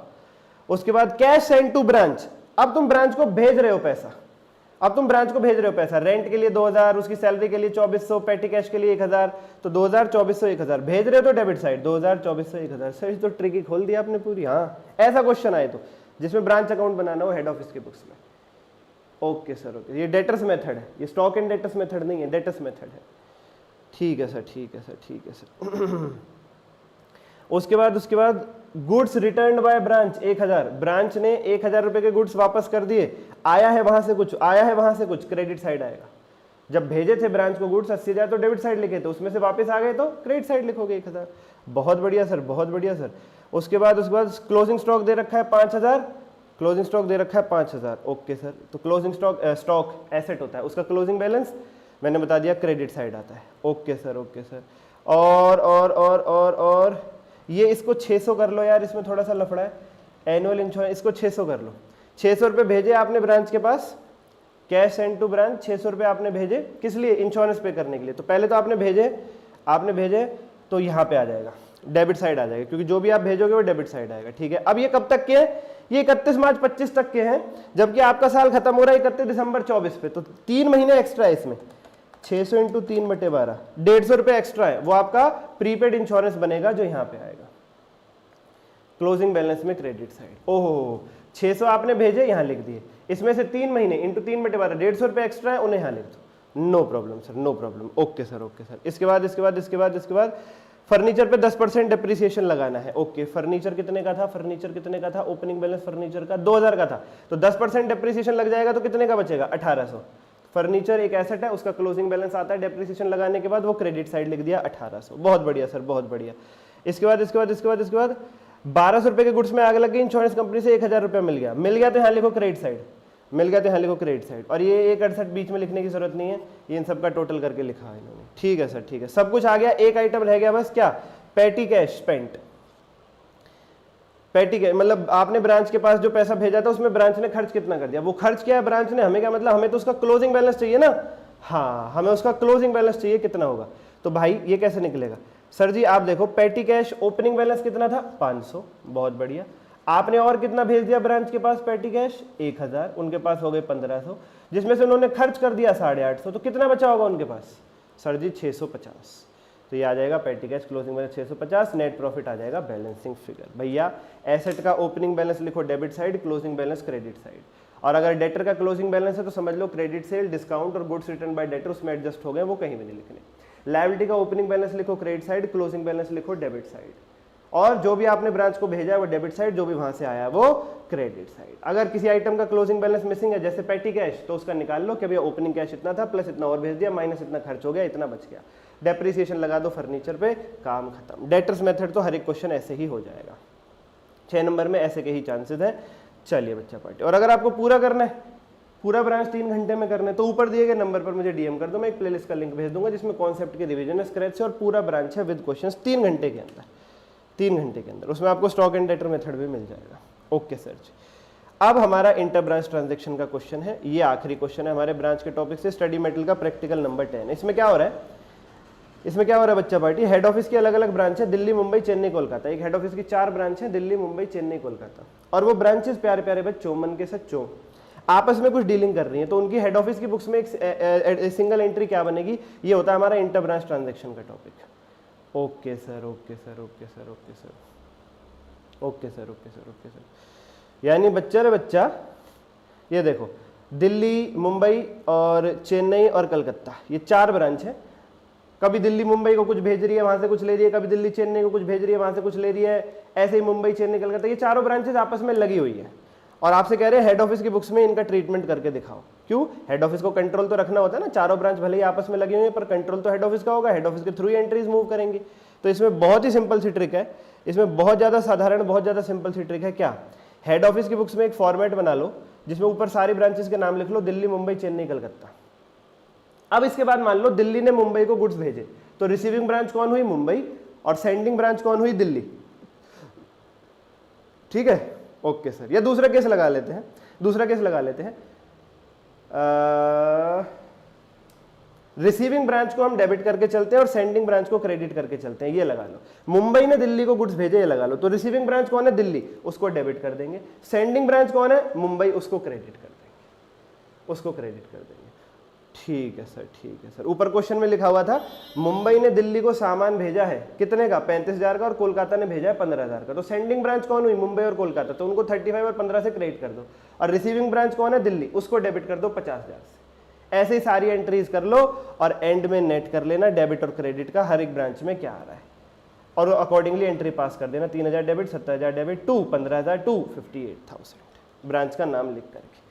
आज के लिए इतना ही, कोई डाउट हो कमेंट करना प्यारे बच्चों, और ये सारी ब्रांच कवर अप हो गई है, कमेंट करके बताना नेक्स्ट कौन सा बनाऊं, कोई भी डाउट हो ऊपर दिए गए नंबर पे कनेक्ट करना। थैंक यू, सब्सक्राइब करके बेल आइकन जरूर दबा लो। मोस्ट एक्सपेक्टेड क्वेश्चन पर चैप्टर सीरीज के एक और लेक्चर के अंदर आपका बहुत बहुत स्वागत है बच्चा पार्टी। जैसा आप थंबनेल देख चुके हैं, ये वाला चैप्टर आज हम ठिकाने लगा देंगे, और इस सीरीज को आप हल्के में मत लीजिएगा, क्योंकि हमने कोई एमए क्वेश्चन सेलेक्ट नहीं कर लिया है, हमने क्वेश्चन ही ऐसा उठाया जिसमें कॉम्प्रिहेंसिव कवरेज हो जाए, तो यहाँ से तो आना ही आना है। लाइक जरूर कर दीजिए बच्चा पार्टी, वीडियो का लाइक टारगेट 30 लाइक्स का रखते हैं, मुझे पूरा यकीन है आप इसे कंप्लीट करा देंगे। सब्सक्राइब कीजिए, 21,000 होते ही एमसीक्यू भी फ्री में मिलेंगे आपको चैनल पे, और इस पूरी सीरीज की प्लेलिस्ट का लिंक वीडियो के डिस्क्रिप्शन में है, जाकर के जरूर देखो। और 2 सीरीज चल रही हैं, every chapter in 10 minutes, conceptual revision, और एवरी चैप्टर की एडजस्टमेंट्स, वो उनका लिंक भी वीडियो के डिस्क्रिप्शन में है, पूरा फायदा जरूर उठाएं। एंड अगर अभी भी आपके पास टाइम है आरटीपी पीवाईक्यू एमसीक्यू वगैरह कवर अप करने का, मात्र 35 आवर्स में सिलेबस क्रैश से RTP PYQ MCQ chapter wise test and study mat के सिलेक्टेड क्वेश्चंस, वो टॉप 50 क्वेश्चन जो मैंने डाले थे उनकी सॉल्यूशंस वीडियो के डिस्क्रिप्शन में चार्ट रिवीजन बैच है, वहां से एक्सेस ले सकते हैं नॉमिनल प्राइस पर। आपका काम चलेगा नहीं दौड़ेगा। विद दिस नोट आज की चर्चा शुरू करते हैं, लेके प्रभु का नाम। Following is the trial balance of Omega Limited as on 31st March 2022. Figures in 1000, पहले ही मोड पर वार्निंग, फिगर्स इन 1000, तो एग्जाम में भी ₹1000 सॉल्यूशन में लिखना ना भूलें। ट्रायल बैलेंस दे रखा है ओमेगा लिमिटेड का, debit balances, credit balances, land, plant, machinery, trade receivable, inventory, bank, adjusted purchases. Adjusted purchase का मतलब होता है closing stock has already been adjusted. Factory expenses, admin expenses, selling expenses, debenture interest, interim dividend, equity capital, 10% debenture, general reserve, PNL, securities premium, sale, trade payable, provision for depreciation और suspense account में 4 रुपए। Sir ये suspense account क्या है? उन्हें कुछ error आ गया होगा ट्रायल बैलेंस में, क्रेडिट साइड 4000 से छोटी आ रही थी, इसलिए उन्होंने यहाँ पे 4 लिख के उसको टैली करा दिया। अभी इन्हें खुद नहीं पता है कि ये 4000 किस चीज़ के हैं, ढूंढेंगे बाद में तो पता चलेगा। Additional information, authorise share capital of the company is 40,000 shares of ₹10 each. Authorise share capital हो गई 4 लाख रुपए, लेकिन ₹1000 है तो आप 400 लिख करके चलोगे उसको। जी हाँ सर बिल्कुल, क्यों नहीं, हम 400 लिख करके चलेंगे। The company on the advice of independent valuer wish to revalue the land at 360।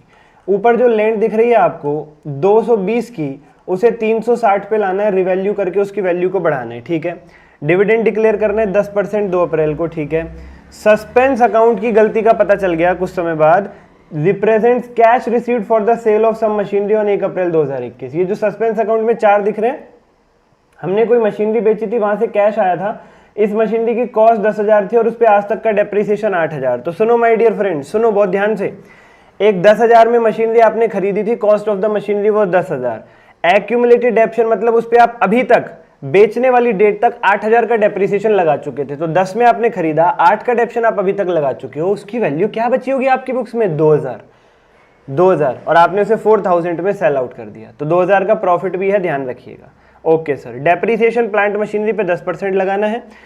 You are required to prepare Omega limited's balance sheet and statement of profit and loss with notes to accounts for year 31 March 22 as per schedule 3।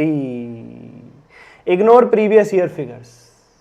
Schedule 3 के format के हिसाब से बनाना है। हाँ sir, वही आपने पिछली clip में हमें सिखाया था, लेकिन दोस्तों मित्रों साथियों, शेड्यूल 3 के फॉर्मेट में तो 2 साल का डाटा देना होता है ना, करंट ईयर प्रीवियस ईयर आपने बताया था सर। हाँ, और आपके क्वेश्चन ने तो 1 ही साल का डाटा दिया और क्वेश्चन कह रहा है इग्नोर प्रीवियस ईयर, कह रहा है पिछले साल का काम नहीं करवाना बच्चों से। प्रैक्टिकली जब बैलेंस शीट बनाओगे किसी कंपनी में जाके तो दोनों साल का डाटा प्रेजेंट करना मैंडेटरी है। आपका क्वेश्चन कह रहा है कोई नहीं यार, इसे 1 ही साल का करके दिखा दो, बच्चे हो, प्यारे हो, मासूम हो, सच्चे हो, दिल के, खुश रहो।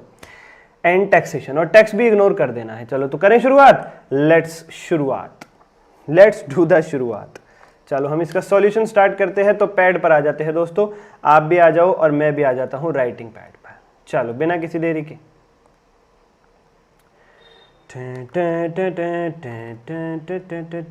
ये आ गए जी हम राइटिंग पैड पर।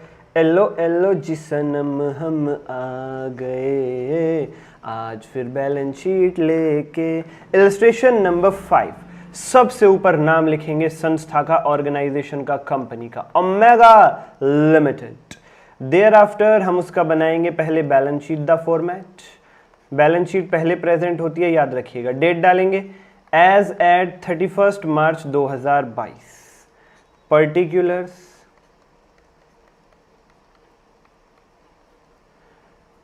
नोट नंबर और अमाउंट। एक ही साल का अमाउंट डालना है, करंट ईयर का ही डालना है, प्रीवियस ईयर का इग्नोर करने के लिए कह दिया क्वेश्चन ने। ठीक है, ठीक है सर।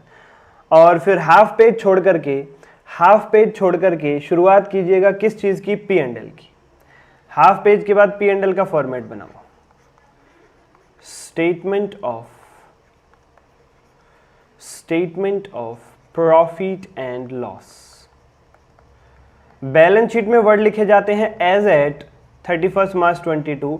प्रॉफिट एंड लॉस में वर्ड लिखते हैं for the year ended 31 March 22। सभी बच्चे ये बात ध्यान रखेंगे, बैलेंस शीट एक पर्टिकुलर डेट को रिप्रेजेंट करती है, इसलिए उसमें एज एट वर्ड लिखे जाते हैं। और पी एंड एल पूरे साल का हाल बताता है, इसीलिए उसमें फॉर द ईयर वर्ड लिखा जाता है, रुपी करंट ईयर। और हाँ, यहाँ पे लिख लें रुपी इन 1000 और यहाँ पर भी लिख लें रुपी इन 1000।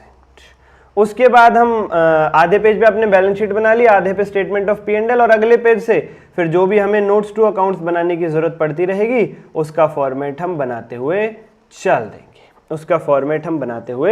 चल देंगे। ठीक है सर। चलो दोस्तों, मित्रों, साथियों, let's solve this question out together. अब पता है आपको आगे कैसे बढ़ना है दोस्त, आपको फॉर्मेट याद होना चाहिए, राइट? वो फॉर्मेट के एक एक आइटम, जैसे क्या क्या हुआ करता था P&L में, revenue from operations, other income, total revenue, फिर expenses, cost of material consumed, और उसके बाद आता था चेंजेस इन इन्वेंट्रीज, और उसके बाद अपना एम्प्लॉय बेनिफिट एक्सपेंसेस, उसके बाद अपना finance cost, डेप्शन and amortisation expenses, other expenses, और फिर प्रॉफिट निकल करके आता था, है ना। तो ऐसे ऐसे आगे बढ़ना है। तो सबसे पहले हमारे स्टेटमेंट ऑफ P&L में क्या आता है, रेवेन्यू फ्रॉम ऑपरेशंस। यहाँ पे लिखो नंबर 1 रेवेन्यू फ्रॉम ऑपरेशंस। आपके क्वेश्चन में ढूंढो रेवेन्यू फ्रॉम ऑपरेशन कितने रुपए की है, रेवेन्यू फ्रॉम ऑपरेशन कितने रुपए की है, अपने क्वेश्चन में झांके जरा। ये रही सेल्स, राइट हैंड साइड पे देखोगे क्रेडिट साइड सेल्स दे रखी है 700, उसको यहां पे लिखो रेवेन्यू फ्रॉम ऑपरेशंस, और ये सीधा गिवन है आपको कितना 700, तो यहां पे लिख दो 700। कोई नोट बनाने की जरूरत नहीं इसके लिए, डायरेक्ट क्वेश्चन में गिवन है, उठा के लिख दो, कोई वर्किंग नोट नहीं बनेगा इसका। ठीक है सर, ओके, नो प्रॉब्लम। उसके बाद अदर इनकम, सेकंड नंबर पे हमारा होता है अदर इनकम का नंबर, अदर इनकम्स। आपके क्वेश्चन में क्रेडिट साइड देखो कोई और इनकम है, डिबेंचर, रिजर्व, P&L तो प्रॉफिट है, और security premium, sale, trade payable तो उधार है, बैलेंस शीट में जाएगा, provision for depreciation balance sheet में जाएगा, और ये जो सस्पेंस अकाउंट से हमने ये जो 2000 का प्रॉफिट था ना वो लिखना है यहाँ पे, वो लिखना है यहाँ पे। सर समझ नहीं आ रही बात, क्या कहना चाह रहे हो आप, बताऊं मैं आपको। मैं ये कहना चाह रहा हूँ दोस्तों, मित्रों, साथियों, बहुत ध्यान से सुनिएगा मेरी बात को, लिखना नहीं है ये जो अभी मैं लिखने जा रहा हूँ, ये बस सुनना है।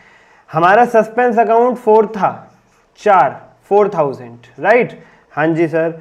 और आपके क्वेश्चन ने क्या लिखा था आपके क्वेश्चन ने कहा था कि हमें पता चल गया है कि ये 4000 किस चीज के हैं। वो कह रहे थे एक फिक्स्ड एसेट हमने 10,000 में खरीदा था, उस पे आज तक का हम 8,000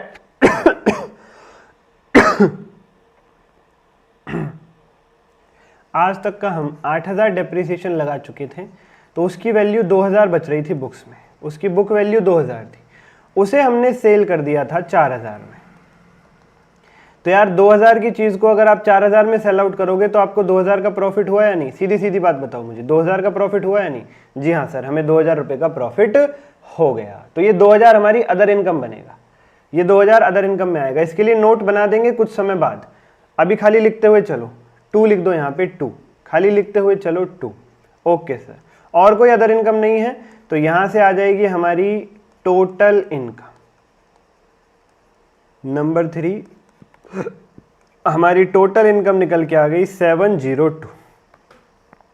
अब हमें चौथे नंबर से एक्सपेंसेस की शुरुआत करनी है, एक्सपेंसेस की शुरुआत करनी है। चलो सबसे पहले क्या आता है हमारे पास सबसे पहले आता है सर हमारे पास कॉस्ट ऑफ मटेरियल कंज्यूम्ड, जिसके अंदर हम रॉ मटेरियल का opening stock plus raw material की purchase minus closing stock of raw material करके जो फिगर आती है वो लिखते हैं। रॉ मटेरियल कुछ था ही नहीं आपके क्वेश्चन, रॉ मटेरियल कुछ था ही नहीं आपके क्वेश्चन में। ठीक है sir, cost of material consumed के बाद क्या नंबर आता है, कॉस्ट ऑफ मटेरियल कंज्यूम्ड के बाद सर परचेजेस का नंबर आता है। जी हाँ, तो इसमें आप परचेजेस लिखेंगे, लिखिए परचेजेस। और आपके क्वेश्चन में आप देखोगे परचेजेस आपको डायरेक्टली गिवन है, एडजस्टेड परचेजेस 320, सीधा उठाओ लिख दो, कोई वर्किंग नोट भी नहीं बनाना इसके लिए। और दोस्तों परचेजेस पे भी एक वर्ड लिखा हुआ था एडजस्टेड, एडजस्टेड वर्ड का मतलब होता है इसमें क्लोजिंग स्टॉक भी एडजस्ट हो चुका है। तो जो परचेजेस से अगला नंबर आता है ना हमारे फॉर्मेट में, changes in inventories of WIP finish good stock in trade, वो भी इसी में एडजस्ट हो चुका है ऑलरेडी। एडजस्ट करने के बाद ही 320 की फिगर आ रही है, तो अगला स्टेप छोड़ सकते हो आप, अगला स्टेप छोड़ सकते हो। उसके बाद एम्प्लॉय बेनिफिट एक्सपेंस, आप अपना सवाल पढ़ो, कहीं भी नहीं है एम्प्लॉय बेनिफिट एक्सपेंस। ठीक है सर। उसके बाद फाइनेंस कॉस्ट यानी ब्याज का खर्चा, देखो 20 दे रखा है, लिखो उसे, फाइनेंस कॉस्ट दे रखा है 20, लिखिए, डेबिट साइड दिखेगा आपको, फाइनेंस कॉस्ट 20, फाइनेंस कॉस्ट 2020। उसके बाद क्या नंबर आता है, डेप्रिसिएशन एंड अमोर्टाइजेशन। डेप्रिसिएशन बताया था आपके क्वेश्चन ने, कितना डेप्रिसिएशन बताया था क्वेश्चन ने, नीचे देखो कौन सा point, 5th point, plant machinery पे लगाना है 10%। तो 770 की प्लांट मशीनरी है आपकी, और 770 की प्लांट मशीनरी पे 10% लगाने के लिए कह रहे हैं। लैंड पे लगेगा नहीं, लैंड पे लगेगा नहीं।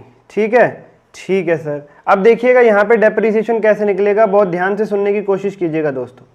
डेप्रीसिएशन निकालते वक्त आपको कुछ बातों का ध्यान रखना होगा। किस बात का ध्यान रखना है सर?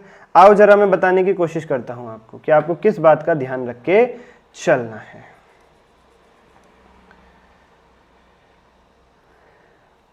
पहले खाली देखना, लिखना मत अभी, खाली देखना। आपका 770 रुपए का कॉस्ट प्राइस है प्लांट मशीनरी का। Cost price of plant machinery कितना है? 770। अब दोस्त 770 पे डेप्रिसिएशन नहीं लगाओगे आप, क्यों? इसमें से कुछ प्लांट मशीनरी तो बेच दी ना आपने? हाँ सर बेच दी। जो प्लांट मशीनरी बेच दी उसका कॉस्ट प्राइस कितना था? Cost price of plant machinery sold 10,000 रुपए। 10,000 रुपए देखो आपके क्वेश्चन में लिखा हुआ है नीचे, 10,000 रुपए की कॉस्ट प्राइस वाली मशीनरी को हमने बेच दिया। तो 770 के कॉस्ट प्राइस में से 10,000 का कॉस्ट प्राइस तो ऐसा है जो मशीनरी हम बेच चुके हैं, उस पर डेप्शन क्यों लगाएंगे फिर? तो बची कितनी मशीनरी हमारे पास? 760। बची मशीनरी हमारे पास 760 रुपए। इस पे ही 10% का डेप्रिसिएशन लगेगा, इस पर ही 10% का डेप्रिसिएशन लगेगा। ओके सर, तो डेप्रिसिएशन आएगा 10% इंटू 760, बोले तो 76, बोले तो 76। ठीक है सर, ठीक है। उसके बाद क्या होता है? इसके बाद नंबर आता है अदर एक्सपेंसेस का। इसके बाद नंबर आता है अदर एक्सपेंसेस का। ढूंढो भाई अदर कौन कौन से एक्सपेंसेस है आपके क्वेश्चन में। सर अदर एक्सपेंसेस हमारे क्वेश्चन में एक तो फैक्ट्री एक्सपेंस दे रखा है 60, बिल्कुल ठीक। सेलिंग एक्सपेंस 30 और एडमिन एक्सपेंस 30। 60, 30 और 30, ये 3 एक्सपेंसेस दे रखे हैं आपको। ध्यान से देख लो, फैक्ट्री, एडमिन और सेलिंग तीनों साथ में दे रखे हैं। तो इसके लिए एक नोट बन जाएगा, बना देंगे अभी थोड़ी देर में। इसके लिए एक नोट बना देंगे थोड़ी देर में। ठीक है सर।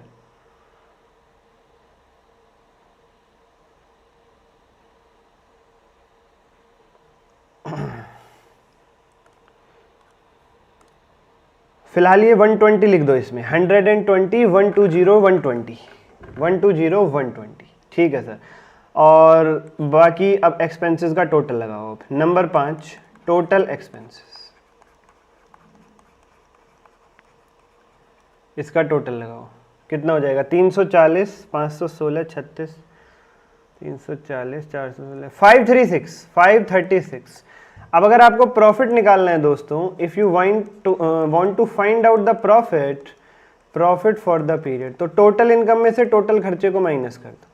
टोटल इनकम यानी 3 में से टोटल एक्सपेंसेस यानी 5 को माइनस कर दो। 3 माइनस 5, 3 कितना था? 702 माइनस 536, 702 माइनस 536, यार है 166। दिस इज कमिंग एज 166, 166, या रहा है 166। अच्छा, इसके आगे का काम करना नहीं होता, मैंने बता दिया था आपको, वो अकाउंटिंग स्टैंडर्ड्स आपको ग्रुप 2 से रिलेटेड बातें हैं, इससे आगे का काम करना नहीं है आपको। ठीक है, तो अब बैलेंस शीट की तरफ बढ़ जाएं सर। जी हाँ बिल्कुल, बैलेंस शीट की तरफ आ जाओ। अब बैलेंस शीट में याद करो कैसे कैसे शुरुआत होती है सर। बैलेंस शीट में सबसे पहले आता है equity and liabilities. Equity and liabilities, मैंने कहा बिल्कुल सही।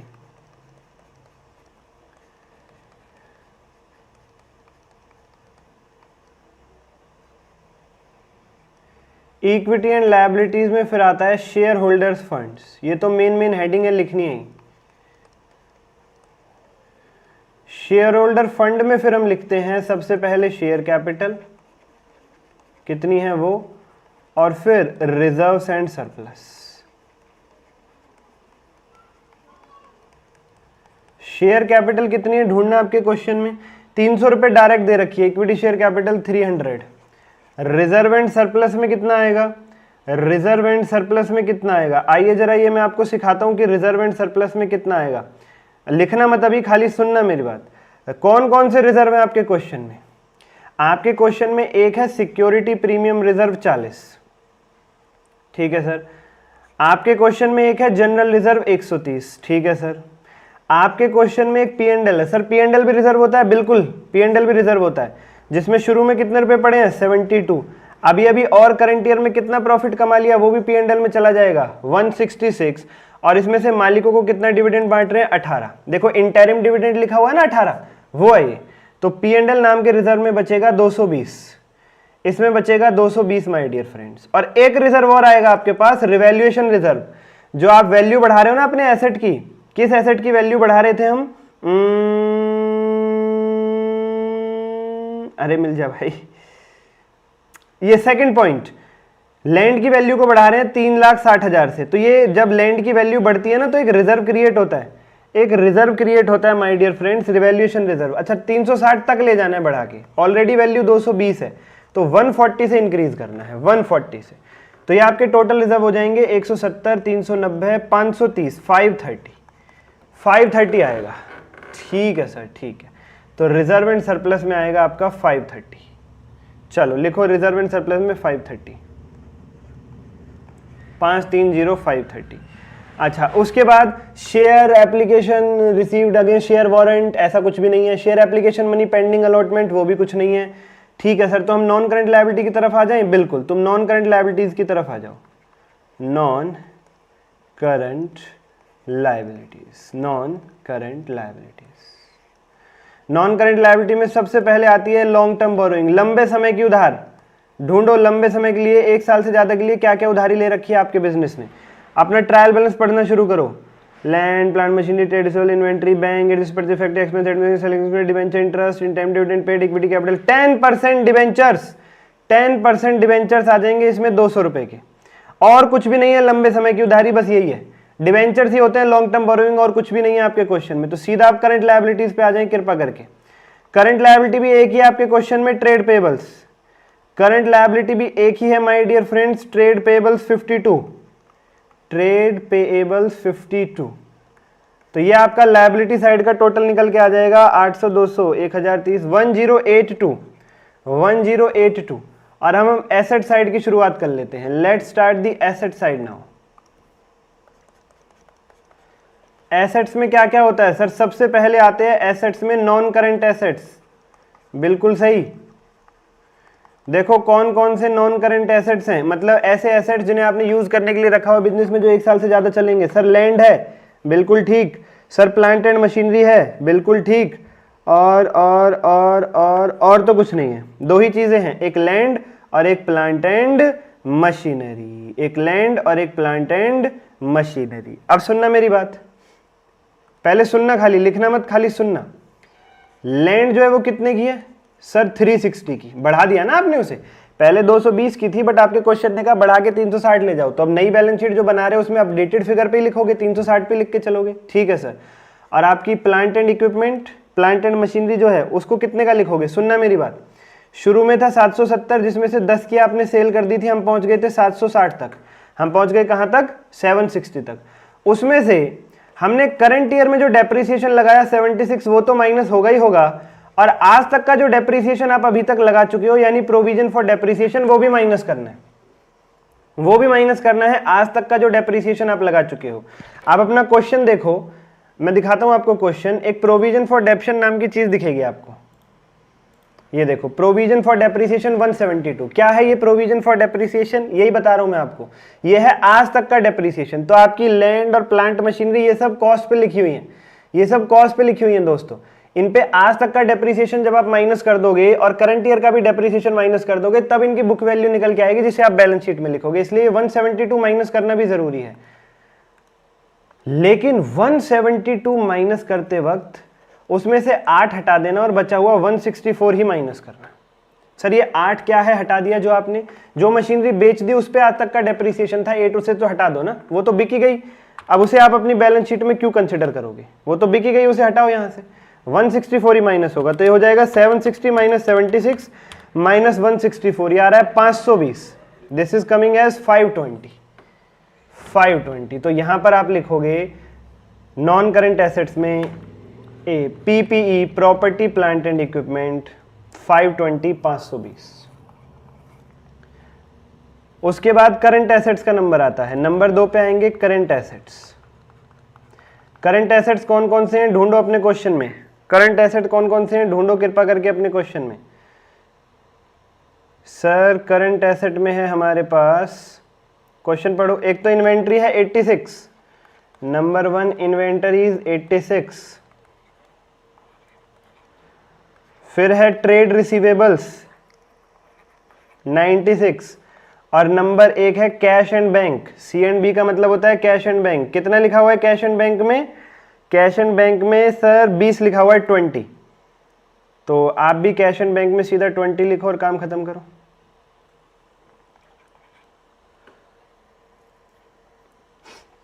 ठीक है सर, टोटल कितना आएगा? अब इस साइड का टोटल लगाओ जरा। 606, 702, 722,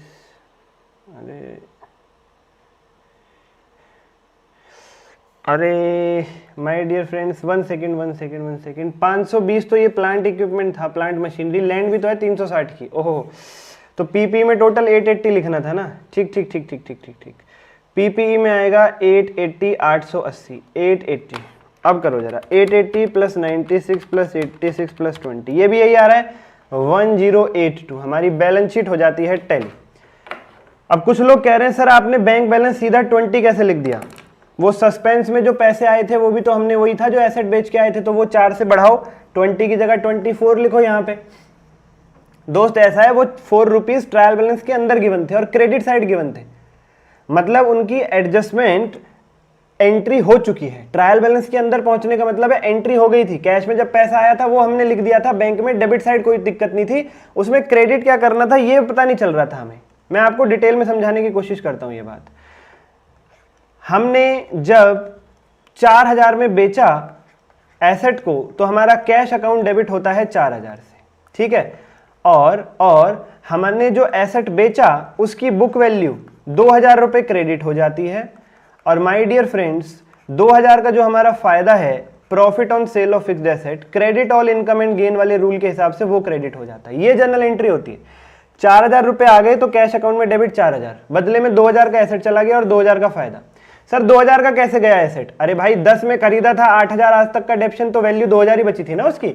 अब 2 की चीज को 4 में बेचोगे तो 2000 का मुनाफा होगा, ठीक है। तो ये 4000 क्रेडिट नहीं किए थे उन्होंने, डेबिट तो कर दिया था, ये 4000 क्रेडिट नहीं किया था, इसीलिए मेरे ट्रायल बैलेंस में क्रेडिट साइड 4000 की कमी आ रही थी। वो उन्हें पता नहीं चल रहा था 4000 क्या क्रेडिट करें, इसलिए उन्होंने वो सस्पेंस के नाम से लिख दिया था। तो कैश में तो वो 4000 ऑलरेडी आ चुके हैं माय डियर फ्रेंड्स। ठीक है सर, ठीक है, ओके। चलो अब क्या करना है आपको, आपकी बैलेंस शीट टैली हो गई, P&L बन गया। अब क्या करना है? अब तो वो नोट्स बनाने, किस किस के लिए नोट बनाना है ये देख लो जस्ट। अब आप देखो, एक तो कैपिटल के लिए हमेशा बनेगा, रिजर्व एंड सरप्लस के लिए हमेशा बनेगा, लॉन्ग टर्म बोरोइंग के लिए हमेशा हमेशा हमेशा बनेगा, और इसके लिए कुछ नहीं बनाना। प्रॉपर्टी प्लांट इक्विपमेंट के लिए हमेशा हमेशा हमेशा बनेगा, और inventory trade receivable cash and bank, direct उठा के लिखा है आपने, इसके लिए नहीं बनेगा। रेवेन्यू फ्रॉम ऑपरेशंस डायरेक्ट उठाए लिखा के तो नहीं बनेगा। अदर इनकम के लिए हमेशा बनेगा, अदर इनकम के लिए हमेशा बनेगा। फाइनेंस कॉस्ट के लिए हमेशा बनेगा, फाइनेंस कॉस्ट के लिए हमेशा बनेगा। डेप्शन के लिए नहीं, और अदर एक्सपेंसेस के लिए हमेशा बनेगा। डेप्रिसिएशन हमने यहीं शो कर दिया, ठीक है, ओके सर। तो ये 7 नोट्स बनाने हैं अब आपको, 1 2 3 4 5 6 7, ये 7 नोट्स माय डियर फ्रेंड्स अब आपको बना के पेश करने हैं, ठीक है। ठीक है सर, चलो ये 7 नोट्स बनाते हैं जरा आप लोगों के साथ। Notes to accounts. नंबर 1, सबसे पहले शेयर कैपिटल के लिए ₹1000 लिख देना यहां भी। वो जो शेयर कैपिटल में हमने 300 लिख रखे हैं वो कैसे आएंगे? लिखो शेयर कैपिटल। भाई देखो, सबसे पहले तो आपको ऑथराइज दिखानी पड़ती है कि आपको अथॉरिटी कितनी थी, ऑथराइज शेयर कैपिटल कितनी है। फिर आपको दिखानी पड़ती है इश्यूड एंड सब्सक्राइब्ड कैपिटल।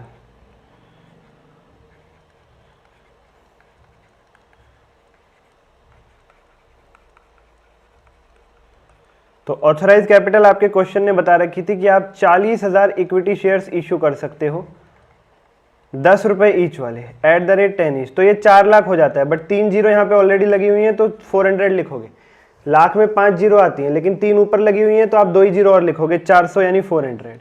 आपने इशू कितनी करी अभी तक? आपने 40 में से केवल 30,000 ही शेयर इशू करें अभी तक, तो यहाँ पे आएगा 30,000 equity shares at the rate 10 each, यानी कि 300, यानी कि 300 बोले तो 300। ठीक है सर। अगला नोट बनाना है हमें रिजर्व्स एंड सरप्लस के लिए।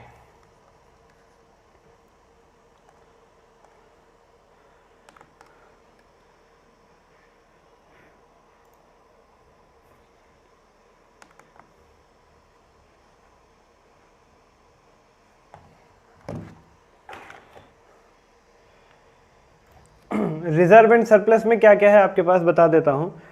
Security premium reserve 40, general reserve 130, profit and loss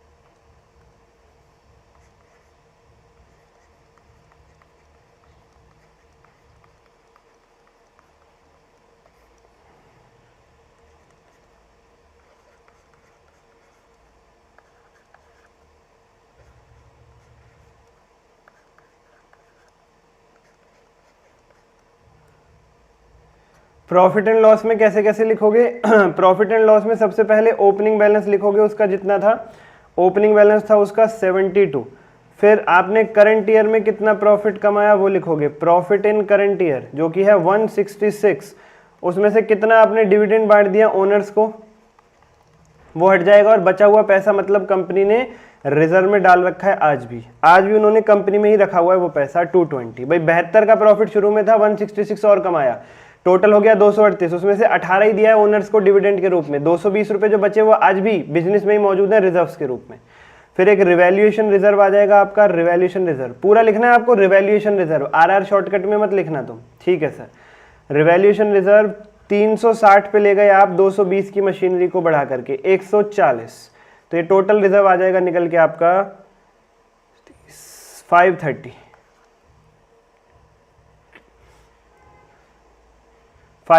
तीसरा नोट बनाना है, इसके बाद हमें third note long term borrowings के लिए। Long term